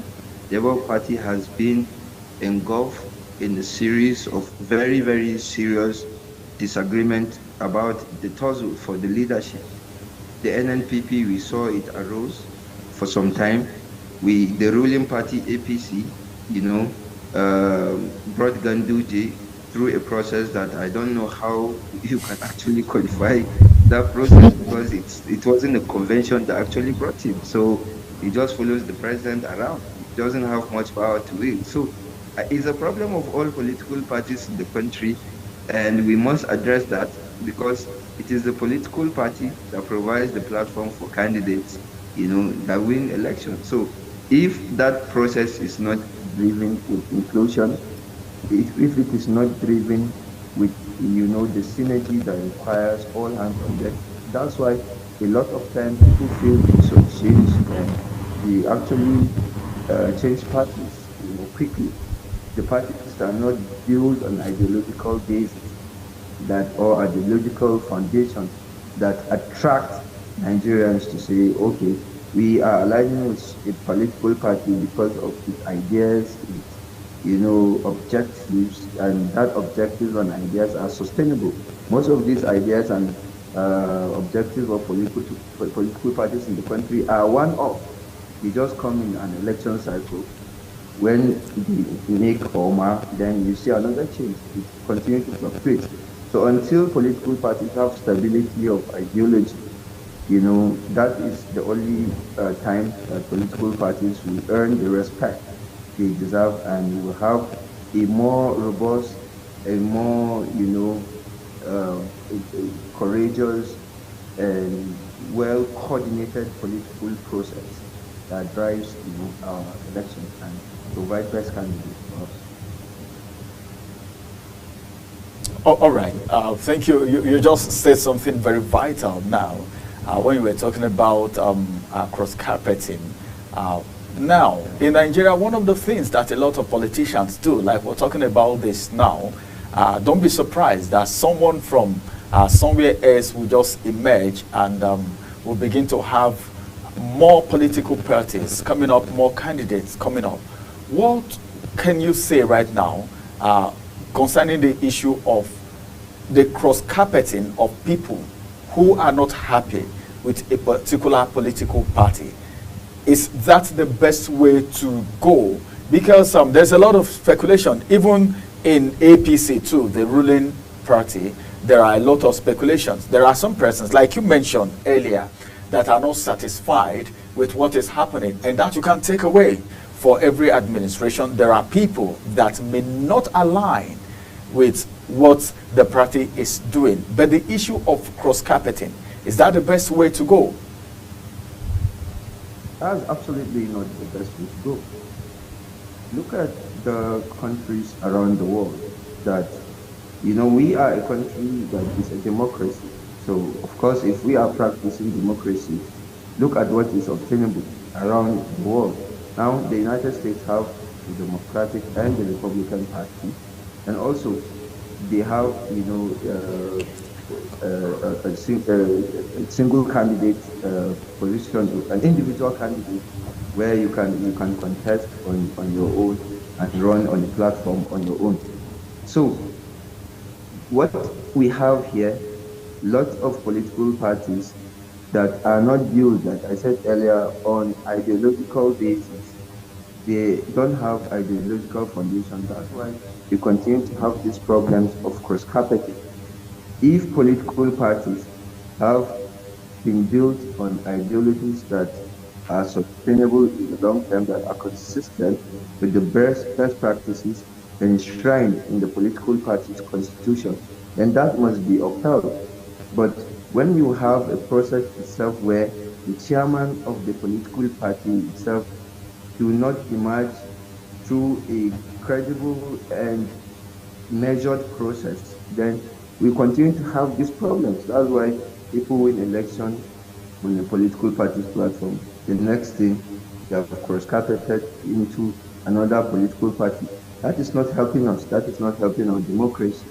So the judiciary must look at, the constitutionalism of all of these things, because it's clearly spelled out in our constitution, but because of how much the executive and people in power try to make things work in their own favor, some of the laws we have enshrined in our own constitution have not getting the opportunity to be tested to the extent that precedents are set. Until precedents are set, in issues that has to do with the conduct of political parties and conduct of politicians to cross-carpet however and whenever they want. If precedents are not set and the outcomes, to know that when you cross-carpet, that there's no place for you. There's a penalty, there's a consequence for your action. Exactly. If there's no consequence, for you cross-carpeting, then of course, why wouldn't you cross-carpet? All right, Najib, we're going to quickly go on a very quick break, and please just hold on, because we'll be back and then we'll continue with this, discuss about the reunion of Atiku Abubakar and of course Peter Obi. Please do not go anywhere. It's still Global Morning on Global Television. Stay tuned.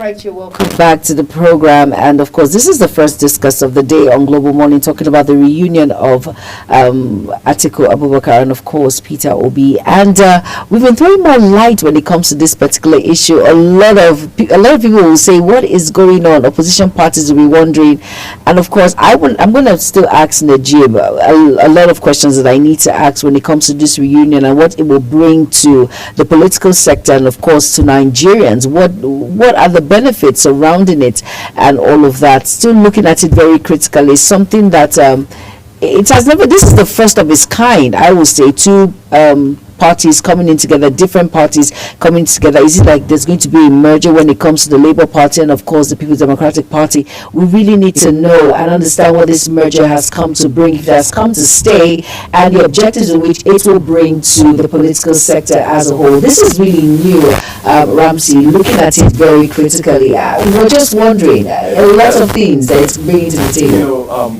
while Maji was speaking, he made very, very salient points. Yes, he did. You know, he first started by saying, well, the coming together is a pointer, or you can't take that away. No, you can't. Even the politicians may tell you, well, we just met.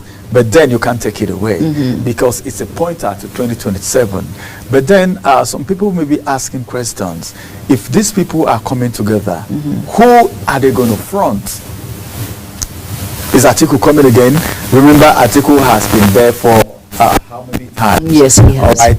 Apart from being the vice president of this country, he has contested a couple of times. Yes, he has. And he doesn't look like someone who has given up. No.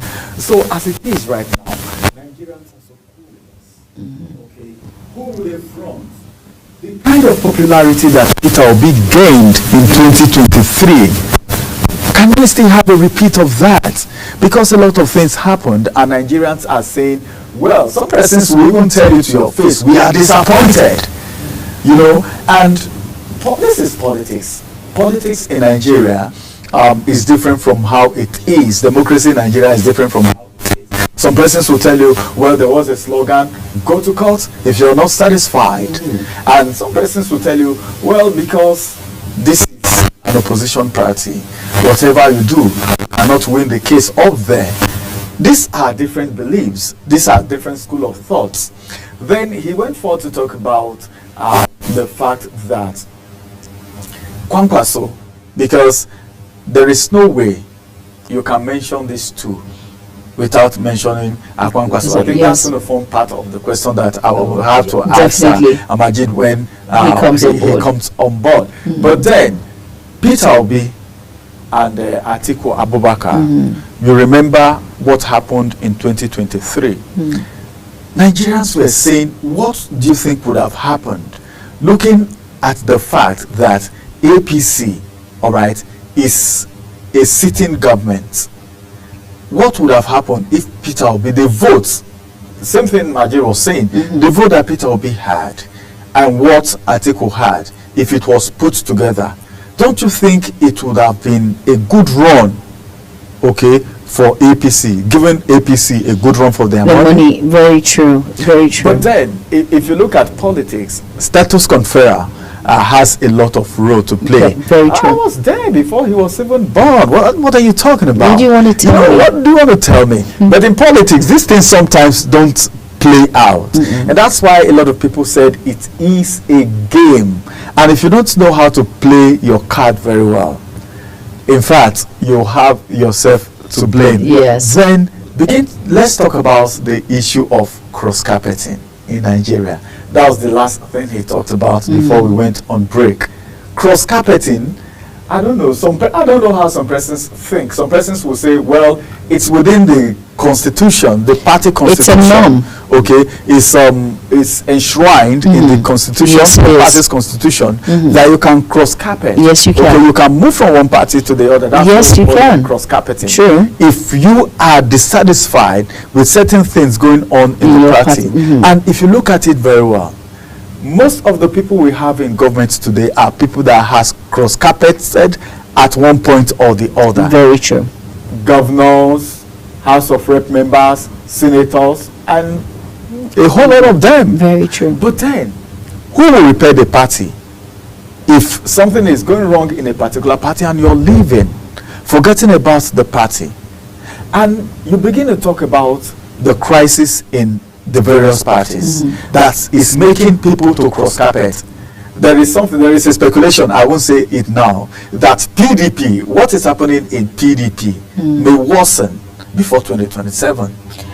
Because a lot of persons are saying, before now, at least, the problem in PDP, the G5 governors, then the Atiku fashion, and now as it is, I don't know, but it's like we are beginning to have the Wike fashion too. The Wike fashion. Because some persons are saying, okay, despite what happened in PDP that Wike was involved in, he's still in the APC administration. And that may give some persons a different school of thought altogether, that it is possible, all right, to be in an opposition and still work with the ruling party, depending on how you play your game. So now, PDP, for instance, the crisis in PDP is making PDP not to even hold ground. If there is going to be a merger, for instance, which part of PDP is going to participate in the merger? Exactly. Because the party is divided. It is. These two factions, you have key stakeholders. Yes, we do. So these are some of the problems. So at this point, we should be even thinking of, that was the last thing Majid talked about. Yes. We should be talking about how we can put the house in order first and foremost before this meeting even happen. If this meeting will in any way hold water at all, then the first thing that we should be talking about is how the crisis can be settled. Who is dissatisfied? What is the problem? The National Working Committee, what is their take? Exactly. Because you see, party chairman, these persons are for Damagu, these persons are for this. You know, a whole lot playing out. A whole lot playing out, and that's why the party needs to be put in order for this merger to take place. If there's going to be any merger, this is just a reunion coming together to know themselves. Everything now is just a speculation. It's just speculations, but hopefully, let's just see how well this plays out. Let's see, is there going to be a merging, coming together of both the Labour Party and of course the PDP? Well, fingers crossed, we do not know, but these are all speculations. Let's quickly go on a very quick break and the program continues shortly. Stay tuned.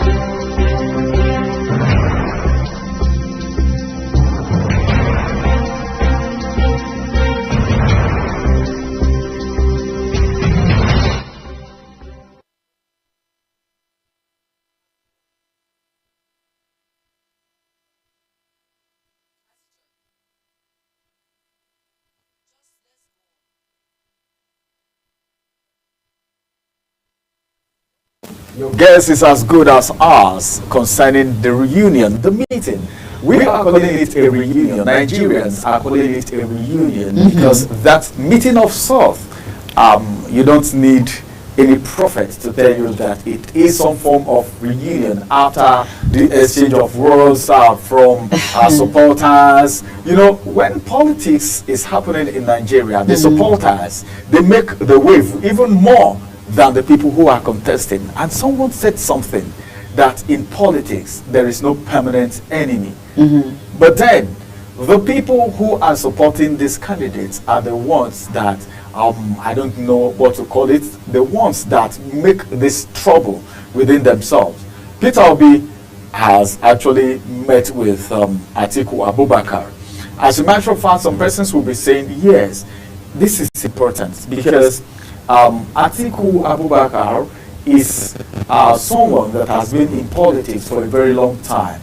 once a vice president of the Federal Republic of Nigeria, someone that has contested not once, okay, not twice. He has been contesting. As far as I know, Atiku has been contesting. He's not giving up. He's not giving up. And that's one of the things that people are looking at. And the question in the heart of Nigerians is, if Peter Obi peradventure, we are not saying there's going to be a merger, but peradventure there is a merger between the Labour Party, the People's Democratic Party, and every other party that want to be a part of the merger, who would different? Are we going to be looking at a different candidate altogether? And that will be very sweet if we have someone very different, because some people are saying, well, for Obi's fame in 2023 is different from what he has now. But what about his manifestos? The things he said he wanted to do, have they really changed? Has the person changed? Has the thinking of that person changed? Has the mentality of that person changed? The kind of eye with which he looks at the economy of the nation and everything he has advanced, has it changed? What about His Excellency Atiku Abubakar? Will he still be ready to come again, or he would want to be a kingmaker? Because some persons will say it's better to be a kingmaker than to be a king yourself. Then some persons will say, well, I would prefer to be the king. Remember what happened in 2023. Some persons said the now president has made a lot of people in the past, and now imagine was not so difficult for him because he has a lot of people.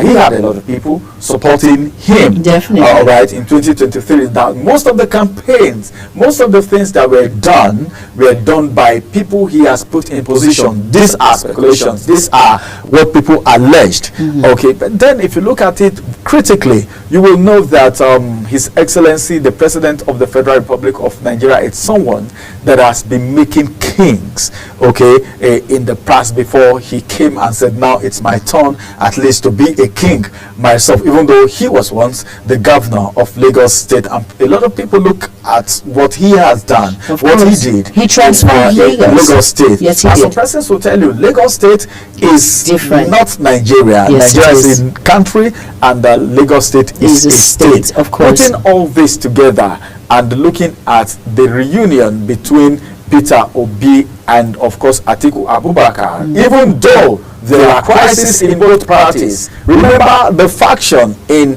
the Labour Party, then you remember the Abure and of course a lot, even in PDP, the G5, the Atiku, you know, a lot of issues together, even though Wike is part of the G5, but then there was some form of faction in the both parties. And these are some of the things we should be looking at before we even talk about merger. Exactly. And just to add to what you have said, you know, Atiku Abubakar has his own manifesto, and of course Peter Obi has his own manifesto. So I'm just wondering, I'm just sitting back and wondering how this will be put in place. Are they going to be both manifestos going to be merged together for this reunion to happen? Because that would be the best, because you have, of course, both manifestos have Nigerians at heart when it comes to development, when it comes to corruption, when it comes to all of these things encompass. Looking at it critically, this particular reunion, what is it going to bring when it comes to, like I always say, to the political sector? Is it going to change the mindset? You mentioned something, you said this particular reunion, when it comes to who is going to be the front runner, when it comes to being the president of Nigeria, is it going to be someone entirely different? Would be great, because we know about the popularity that Peter Obi brought to Nigeria. We saw that Atiku Abubakar has always been in the limelight when it comes to he being the vice president and contesting over and over again for that presidential election. We all know how that played out. So this reunion, basically, what is the benefit behind it? What is it trying to portray when it comes to other opposition parties? Because a lot of opposition parties will wonder and sit back for ABGA, APC, all of that. And then for the Labour Party, nobody would have ever expected that the Labour Party and of course the People's Democratic Party will come together and have a reunion. Talking about it, of course, speculations that it's a merger. We do not know yet. But merging together these parties with different individuals in it, really, it's really something that we all we're looking forward to see how well this will play out, and to see, and like we mentioned, the fractions in the PDP are a lot. Well, as it is right now, with what happened in 2023, it's obvious that anything is possible in the political scene of Nigeria. Very true. Because no one saw it coming. It's not all about the party. Some people may say, well, Labour Party, but the personality behind the party was what actually gained that relevance in 2023. Very true. So it's not out of place if you hear that another party, which we may not be hearing about right now because we have a lot of parties. When it comes to election, when it comes to voting, you hear PDP, NNPP, APC, Labour Party, Action, Congress, and a few other parties. But then I think something very, very significant may be happening in 2027, and that's why we're saying probably a different person might be fronted. Speculation. Yes, it's a speculation all the same. Exactly. A different person. But then this merger and this reunion would not be complete until we have Kwankwaso in the picture. Yes, that's true. Because you know the role Kano State plays when it comes to election. Of course, of course. I'm waiting for the result from Kano. I'm waiting for during election. Exactly. I'm waiting because of the population. Yes, and the popularity. The popularity of Kano State. Then Kwankwaso himself. Because I could remember in 2023, some persons were speculating that Kwankwaso and Peter Obi were going to come under one party. Oh, true. But yes. Then, you know how it all played out. We never heard it, and it's part of the reason some persons may say why APC we are still where they are. All right, as it is right now, we have Majid on line. He's joining us via Zoom. He's back. It's good to have you back. Thanks for joining us again. Thank you. All right. We were saying something before you actually came up. We were saying this reunion, as it may, would not be complete because some Nigerians were speculating that reunion, if it's actually a reunion or whatever it is, there is one other person that would have been part of that visit. All right, that meeting would have included Kwankwaso. It would have made some form of difference. I don't know what your own school of thought is. Okay, with or you feel anything can happen with or without Kwankwaso, but don't forget that Kano, with its popularity and the number of voters that we have there in most elections, Kano is not pushed aside because of the population they have. And remember, where NNPP have a lot of electorates. The thing is that the issue of opposition, we have to understand is that we have to have a constructive opposition. It is not about individuals. It is not about Peter Obi. It is not about His Excellency Elijah. It's not about Rabi Musa Kwankwaso. It's about a system that has been built on different personal self-aggrandizement over the years. So if I were talking about having a constructed opposition, looking at opposition even now when the current administration is actually putting out policies that are not acceptable. Look at the tax reform bill now that has brought serious dissatisfaction in the National Assembly and among the subnationals. So what we're saying is that there should be a constructive way, a constructive model in which governance is being played out in the country. So in respect to putting all opposition leaders together, if they don't have policies, like you said in your earlier submissions, that if they don't have policies that are, people-oriented policies that will set to address the challenge of insecurity, the challenge of the state of the economy, how the naira now has been devalued in the name of floating, So we must come together, in the opposition to have a constructive front. Not that to say if this one is not involved, then nothing is going to fly. No, that's not the case here.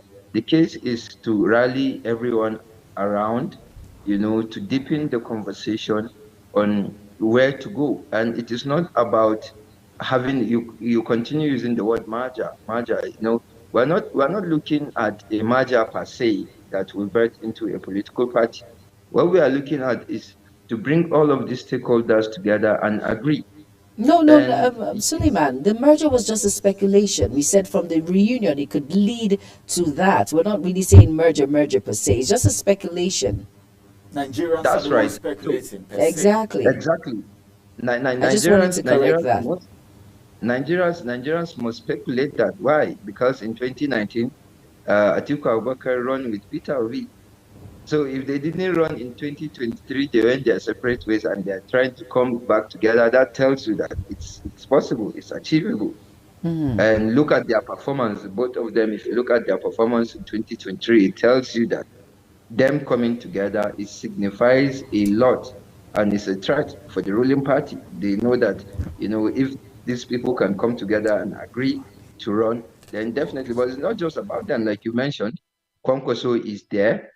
And also, like I continue to mention this, there are people in the ruling APC that are dissatisfied and they're definitely going to work closely with the opposition. So the most important thing is coming together and sharing the same objective. All people cannot run to be president at the same time. With a population of more than 200 million people here in Nigeria, we must look at the credible hands and we must seek to get the right support from leaders, to come together and make the coalition work. But what I'm telling you is that it is possible, and the process of that, coming together to have a formidable coalition is on course. All right. Thank you so much, Najib Suleiman Babalikita, for your depth of knowledge. And of course, Najib Suleiman Babalikita, he is a political analyst and a political consultant. Thank you so much for being a part of Global Morning this beautiful morning. Thank you. Thank you for having me. All right, at this point, we're going to be having our second discuss of the day. Do not go anywhere. The program continues shortly. Stay tuned.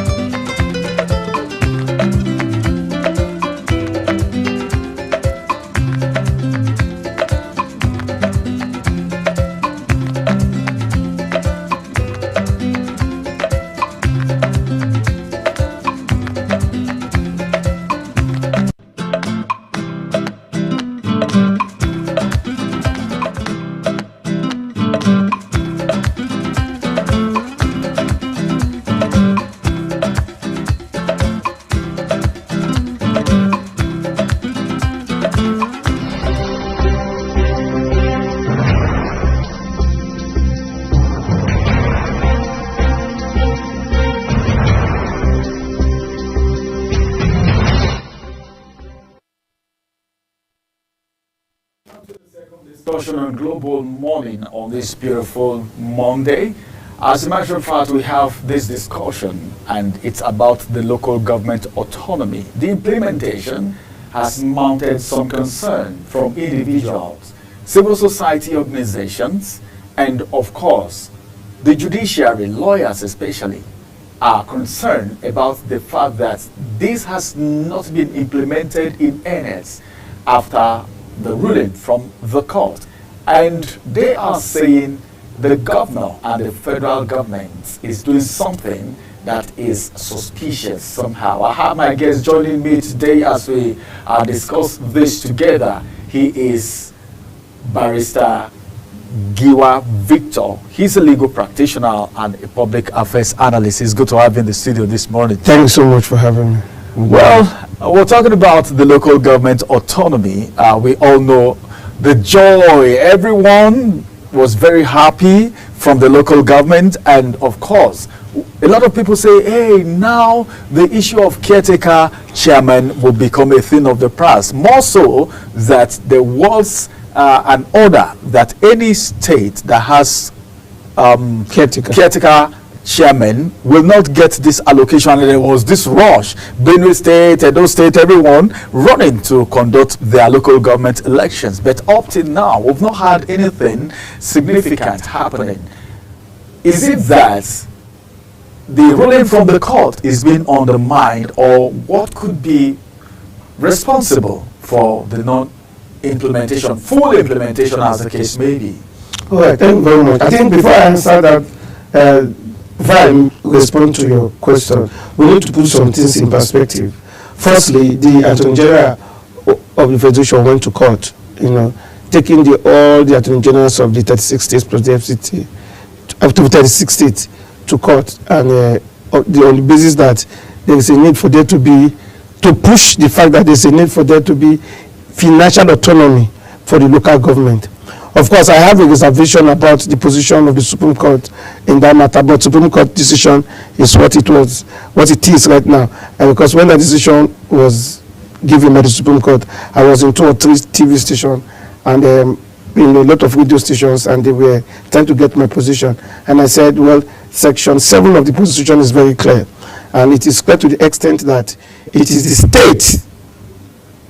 state government, the state shall by a law provide for the functionality, allocation, distribution, establishment of the councils, so that it is the exclusive responsibility of the state to create its local government and the administration, financial administration of the local government. However, the Supreme Court has made this decision, and the decision is binding until it's set aside by the court itself.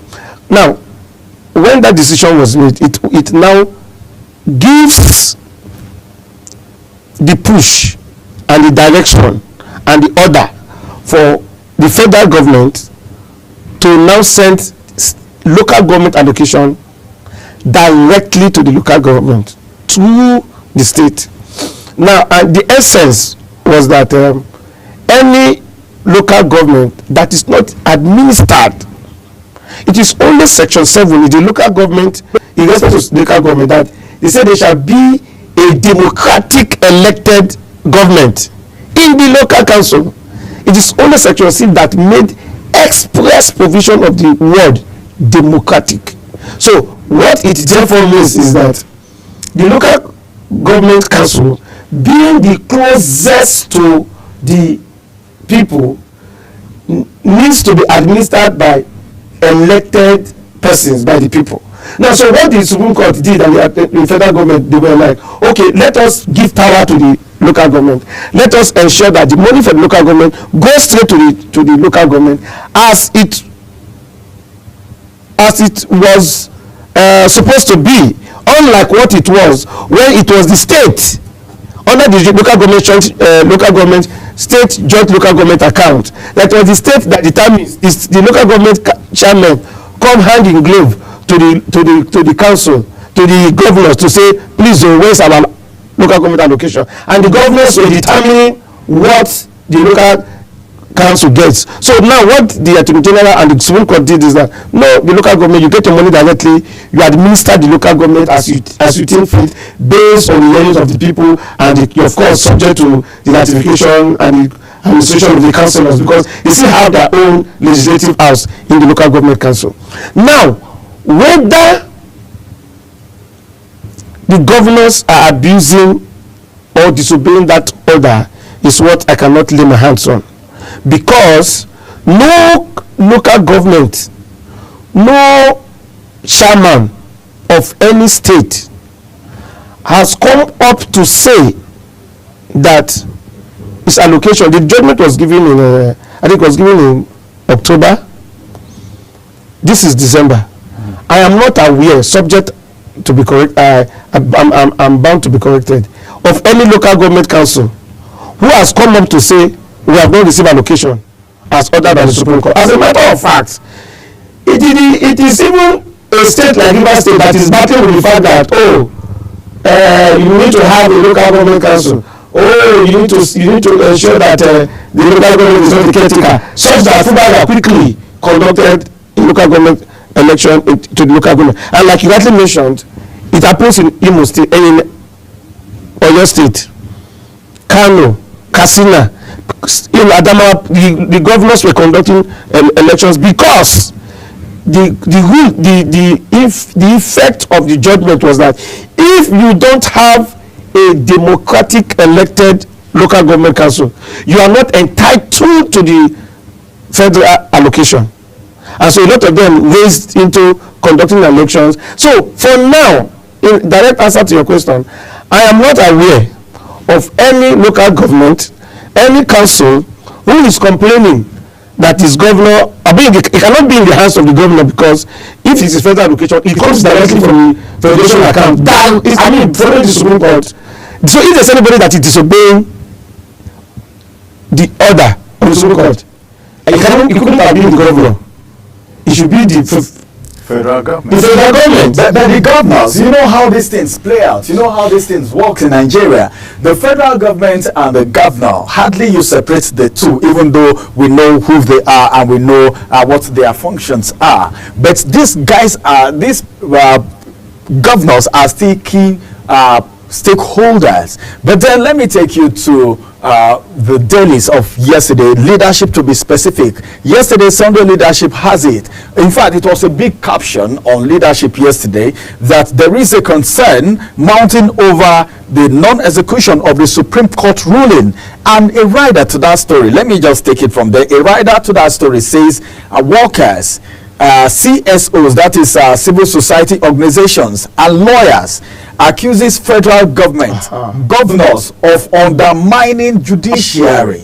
Okay, so with that now we can say, okay, the workers have not gotten, but the governors are quiet over it. Probably they didn't speak out because, one, some governors were not in support of the autonomy in the first place.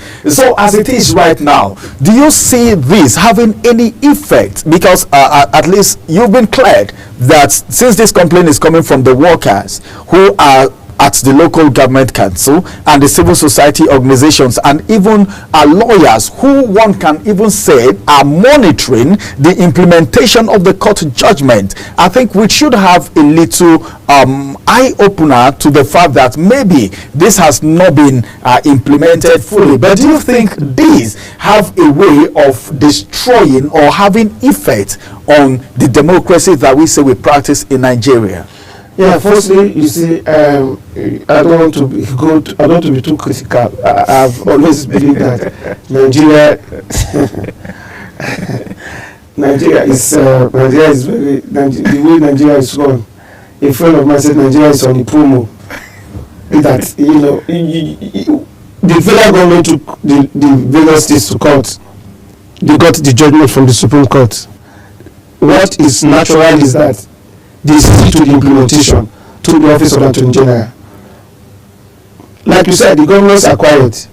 The governors are not complaining. Of course, some of them have benefited from the disruption, from the manipulation of the allocation from the local council. So, of course, they have been the oppressors of the local government chairman. Now, if they are quiet, it means, and one can insinuate that they are still following the status quo. The money is not going to the council directly. And if the money is not being paid directly to the local government council, it means that the federal government is violating its own judgment that it sought from the Supreme Court that it got. So what I think we should see, and I think it is everywhere. I have not taken my time to look at it. You mentioned from that report yesterday that civil society and some I don't know some workers, yes, and some lawyers. For me as a lawyer, I must deal with the facts. I don't want to deal with speculations. The Federal Allocation Committee, I don't know if they are still doing it. They normally publish allocation that they give to various states. But I don't know whether they go to the extent of publishing the allocation from the federation account to the states and to the council. And I would think that the onus is on the Accountant General and Commissioner for the Minister for Finance to show sincerity of purpose and the will to the implementation of that Supreme Court judgment by publishing that, not just publication, but making a strong statement that pursuant to the Supreme Court judgment that they have now indeed, starting from October, they started paying directly the federal allocation to the local government councils. That is what I should be expecting from the Minister for Finance and Attorney General and the Accountant General of the Federation. So I think what the civil society should do in that respect is to demand, and like I said, as a lawyer, I don't speculate, is to demand to see if and ask under the Freedom of Information Act that the Accountant General and the Minister for Finance to make public all allocation starting from October that has been made to the local government councils of the 775 local government based on the decision of the Supreme Court. So it is when they fail, when we don't have such report, when there's nothing to prove that they have done that I cannot start saying that, oh, the federal government itself is violating an order they went to seek from the Supreme Court. So, and I will not be surprised, I need to put a caveat here, I will not be surprised that the federal government is not implementing that order. I will not be surprised. In short, I'll be more surprised that they are implementing it.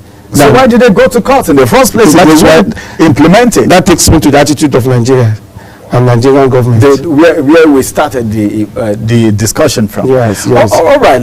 As a lawyer, as a legal practitioner, now, is there anything that can be done, because the court have gone ahead, because lawyers are part of those complaining, lawyers, civil society organizations, and even workers who are supposed to benefit from this, because every worker will feel, well, since this is coming to us directly, there are some things that we can be doing at the local government council. Maybe our salaries will not delay anymore and all of that. So they are the ones crying out now. As a lawyer, do you think anything can be done right now? Because we're talking about the federal government here. But let me say very clearly that, firstly, the Attorney General of the Federation, Lateef Fagbemi, SAN, is somebody I know very well.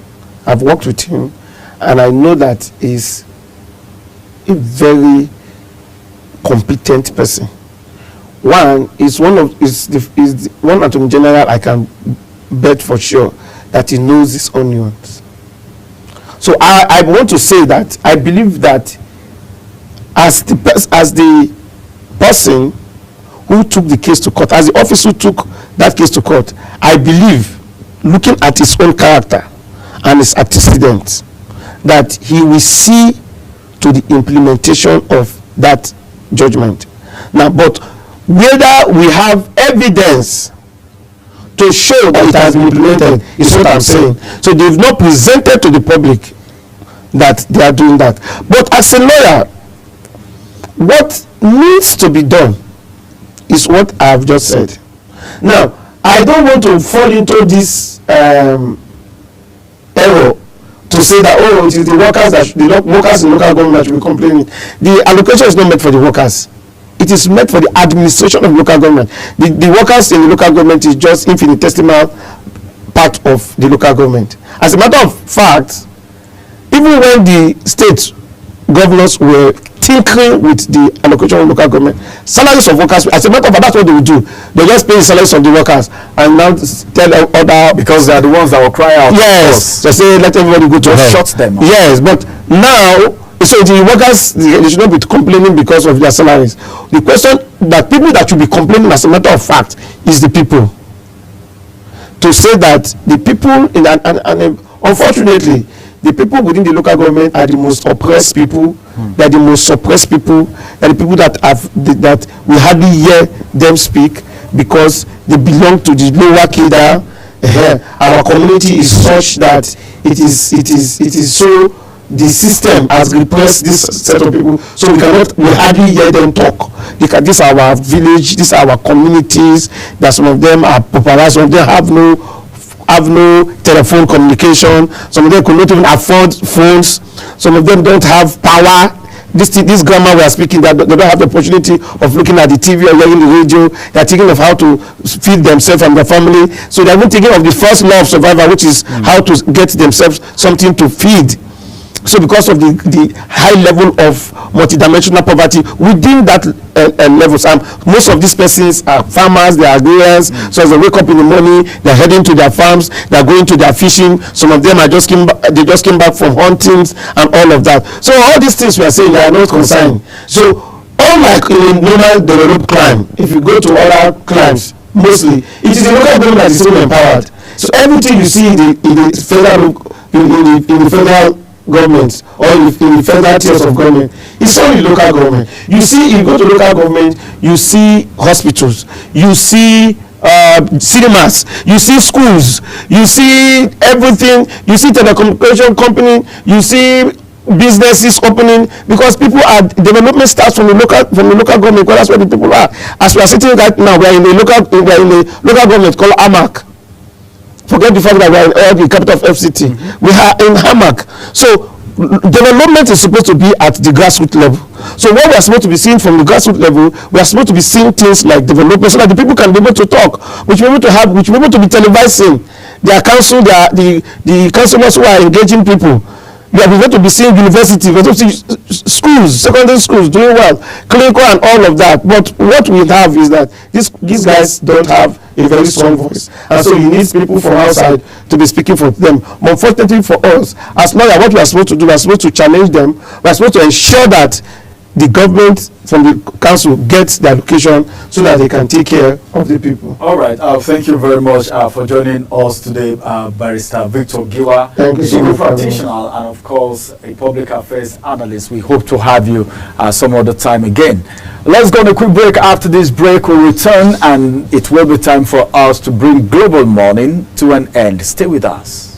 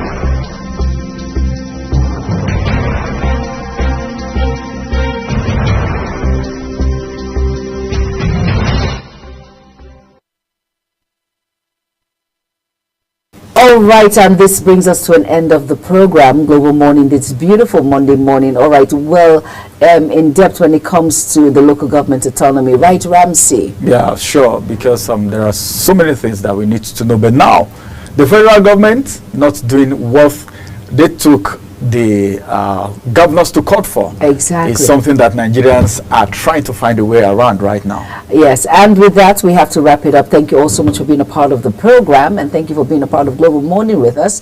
I am Jumai Manson, and my co-host, Ramsey Enoch Abu. Thanks for staying with us. Have an amazing day ahead. Bye-bye.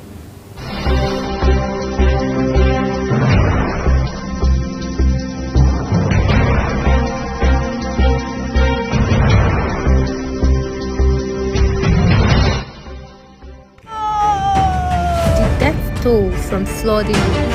Most time our politicians just bring in policies too, for sure. Incidentally, we have several more stories. The legislature was carefully crafted to 22.2% inflation rate as of April this year. What does that say about where we are as a country? I think Nigeria has resorted to being resilient. Before you call the police station, before they even leave, they'll take permission from. I don't think there's really anything on ground to improve. The struggle with the ASU strike. The Minister of Education volunteered and said, give me 2 weeks. It was a lie. The president never gave me any deadline.